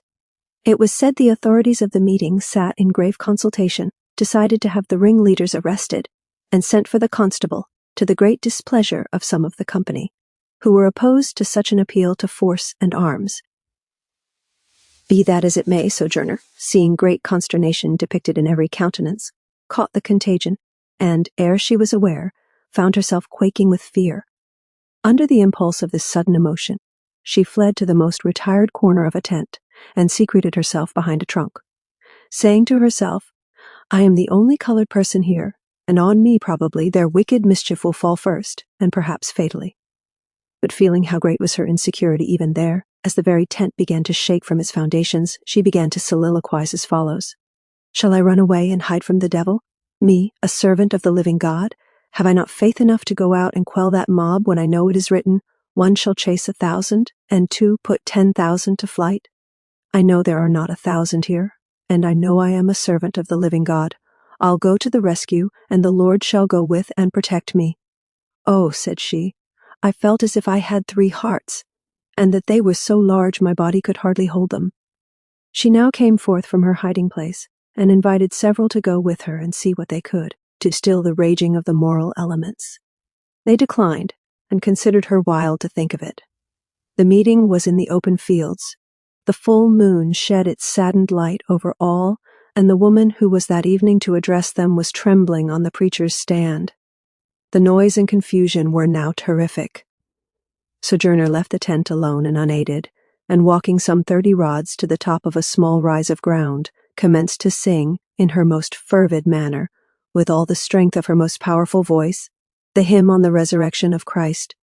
It was early in the morning, just at the break of day, when he rose, and went to heaven on a cloud. All who have ever heard her sing this hymn will probably remember it, as long as they remember her. The hymn, the tune, the style, are each too closely associated with to be easily separated from herself, and when sung in one of her most animated moods, in the open air with the utmost strength of her most powerful voice, must have been truly thrilling. As she commenced to sing, the young men made a rush towards her, and she was immediately encircled by a dense body of the rioters, many of them armed with sticks or clubs as their weapons of defense, if not of attack. As the circle narrowed around her, she ceased singing, and after a short pause, inquired in a gentle but firm tone, "Why do you come about me with clubs and sticks? I am not doing harm to anyone." "We aren't going to hurt you, old woman. We came to hear you sing," cried many voices simultaneously. "Sing to us, old woman," cries one. "Talk to us, old woman," says another. "Pray, old woman," says a third. "Tell us your experience," says a fourth. "You stand and smoke so near me I cannot sing or talk," she answered. "Stand back," said several authoritative voices, with not the most gentle or courteous accompaniments, raising their rude weapons in the air. The crowd suddenly gave back. The circle became larger, as many voices again called for singing, talking, or praying, backed by assurances that no one should be allowed to hurt her. The speakers declaring with an oath that they would knock down any person who should offer her the least indignity. She looked about her, and with her usual discrimination, said inwardly, "Here must be many young men in all this assemblage, bearing within them hearts susceptible of good impressions. I will speak to them." She did speak, they silently heard, and civilly asked her many questions. It seemed to her to be given her at the time to answer them with truth and wisdom beyond herself. Her speech had operated on the roused passions of the mob like oil on agitated waters. They were, as a whole, entirely subdued, and only clamored when she ceased to speak or sing. Those who stood in the background, after the circle was enlarged, cried out, "Sing aloud, old woman, we can't hear." Those who held the scepter of power among them requested that she should make a pulpit of a neighboring wagon. She said, "If I do, they'll overthrow it." "No, they shan't. He who dares hurt you, we'll knock him down instantly, damn him," cried the chiefs. "No, we won't, no, we won't. Nobody shall hurt you," answered the many voices of the mob. They kindly assisted her to mount the wagon, from which she spoke and sung to them about an hour. Of all she said to them on the occasion, she remembers only the following. "Well, there are 2 congregations on this ground. It is written that there shall be a separation, and the sheep shall be separated from the goats. The other preachers have the sheep, I have the goats, and I have a few sheep among my goats, but they are very ragged." This exordium produced great laughter. When she became wearied with talking, she began to cast about her to contrive some way to induce them to disperse. While she paused, they loudly clamored for more, sing, sing more.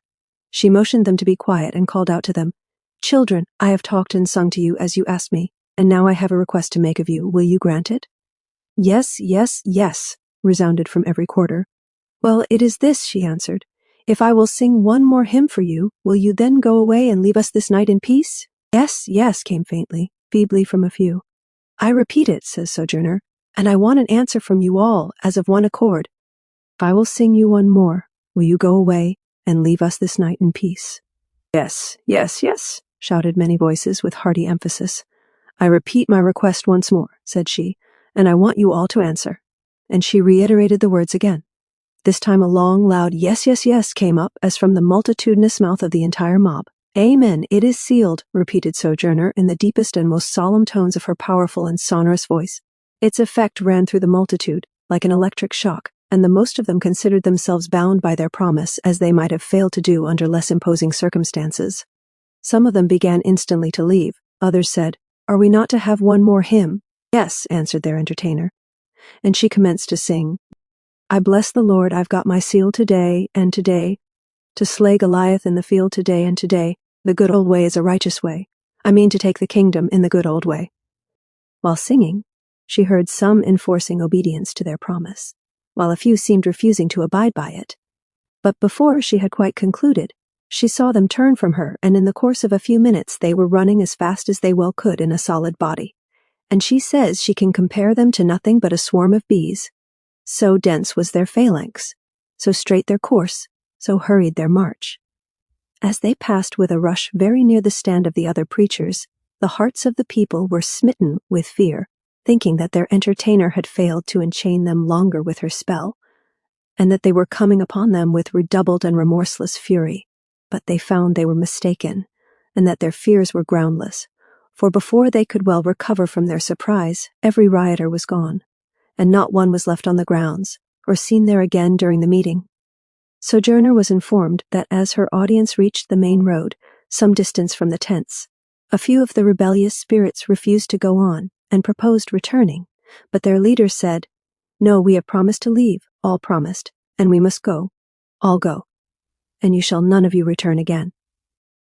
She did not fall in love at first sight with the Northampton Association, for she arrived there at a time when appearances did not correspond with the ideas of associationists as they had been spread out in their writings, for their phalanx was a factory, and they were wanting in means to carry out their ideas of beauty and elegance, as they would have done in different circumstances.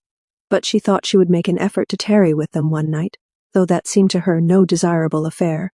But as soon as she saw that accomplished, literary, and refined persons were living in that plain and simple manner, and submitting to the labors and privations incident to such an infant institution, she said, "Well, if these can live here, I can." Afterwards, she gradually became pleased with and attached to the place and the people, as well she might, for it must have been no small thing to have found a home in a community composed of some of the choicest spirits of the age, where all was characterized by an equality of feeling, a liberty of thought and speech, and a largeness of soul she could not have before met with to the same extent in any of her wanderings. Our first knowledge of her was derived from a friend who had resided for a time in the community, and who, after describing her and singing one of her hymns, wished that we might see her. But we little thought, at that time, that we should ever pen these simple annals of this child of nature. When we first saw her, she was working with a hearty good will, saying she would not be induced to take regular wages, believing, as once before, that now Providence had provided her with a never-failing fount, from which her every want might be perpetually supplied through her mortal life. In this she had calculated too fast, for the associationists found that, taking everything into consideration, they would find it most expedient to act individually, and again, the subject of this sketch found her dreams unreal, and herself flung back upon her own resources for the supply of her needs. This she might have found more inconvenient at her time of life, for labor, exposure, and hardship had made sad inroads upon her iron constitution by inducing chronic disease and premature old age, had she not remained under the shadow of one note on George W. Benson, who never wearies in doing good, giving to the needy, and supplying the wants of the destitute. She has now set her heart upon having a little home of her own, even at this late hour of life, where she may feel a greater freedom than she can in the house of another, and where she can repose a little after her day of action has passed by. And for such a home, she is now dependent on the charities of the benevolent, and to them we appeal with confidence. Through all the scenes of her eventful life may be traced the energy of a naturally powerful mind, the fearlessness and childlike simplicity of one untrammeled by education or conventional customs' purity of character, an unflinching adherence to principle, and a native enthusiasm, which, under different circumstances, might easily have produced another Joan of Arc. With all her fervor, and enthusiasm, and speculation, her religion is not tinctured in the least with gloom. No doubt, no hesitation, no despondency spreads a cloud over her soul, but all is bright, clear, positive, and at times ecstatic. Her trust is in God, and from him she looks for good and not evil. She feels that perfect love casteth out fear, having more than once found herself awaking from a mortifying delusion, as in the case of the Sing Sing kingdom, and resolving not to be thus deluded again, she has set suspicion to guard the door of her heart, and allows it perhaps to be aroused by two slight causes. On certain subjects, her vivid imagination assisting to magnify the phantoms of her fears into gigantic proportions, much beyond their real size, instead of resolutely adhering to the rule we all like best, when it is to be applied to ourselves, that of placing everything we see to the account of the best possible motive, until time and circumstance prove that we were wrong. Where no good motive can be assigned, it may become our duty to suspend our judgment till evidence can be had. In the application of this rule, it is an undoubted duty to exercise a commendable prudence, by refusing to repose any important trust to the keeping of persons who may be strangers to us, and whose trustworthiness we have never seen tried. But no possible good, but incalculable evil may and does arise from the too common practice of placing all conduct, the source of which we do not fully understand, to the worst of intentions. How often is the gentle, timid soul discouraged and driven perhaps to despondency, by finding its good evil spoken of, and a well-meant but mistaken action loaded with an evil design. If the world would but sedulously set about reforming itself on this one point, who can calculate the change it would produce, the evil it would annihilate, and the happiness it would confer? None but an all-seeing eye could at once embrace so vast a result how desirable, and one that can be brought about only by the most simple process, that of every individual seeing to it that he commit not this sin himself. For why should we allow in ourselves the very fault we most dislike when committed against us? Shall we not at least aim at consistency? Had she possessed less generous self-sacrifice, more knowledge of the world and of business matters in general, and had she failed to take it for granted that others were like herself, and would, when her turn came to need, do as she had done, and find it more blessed to give than to receive, she might have laid by something for the future. For few, perhaps, have ever possessed the power and inclination, in the same degree, at one and the same time, to labor as she has done, both day and night, for so long a period of time. And had these energies been well directed, and the proceeds well husbanded, since she has been her own mistress, they would have given her independence during her natural life. But her constitutional biases, and her early training, or rather want of training, prevented this result, and it is too late now to remedy the great mistake. Shall she then be left to want? Who will not answer? No. Her last interview with her master. In the spring of 1849, Sojourner made a visit to her eldest daughter, Diana, who has ever suffered from ill health, and remained with Mr. Dumont, Isabella's humane master. She found him still living, though advanced in age and reduced in property, as he had been for a number of years, but greatly enlightened on the subject of slavery. He said he could then see that slavery was the wickedest thing in the world, the greatest curse the earth had ever felt, that it was then very clear to his mind that it was so, though, while he was a slaveholder himself, he did not see it so, and thought it was as right as holding any other property. Sojourner remarked to him that it might be the same with those who are now slaveholders. "Oh, no," replied he, with warmth, "it cannot be. For now, the sin of slavery is so clearly written out, and so much talked against, why the whole world cries out against it, that if anyone says he don't know and has not heard, he must, I think, be a liar. In my slaveholding days there were few that spoke against it, and these few made little impression on anyone. Had it been as it is now, think you I could have held slaves? No, I should not have dared to do it, but should have emancipated every one of them. Now it is very different. All may hear if they will. Yes, reader, if anyone feels that the tocsin of alarm or the anti-slavery trump must sound a louder note before they can hear it, one would think they must be very hard of hearing, yea, that they belong to that class, of whom it may be truly said, they have stopped their ears that they may not hear.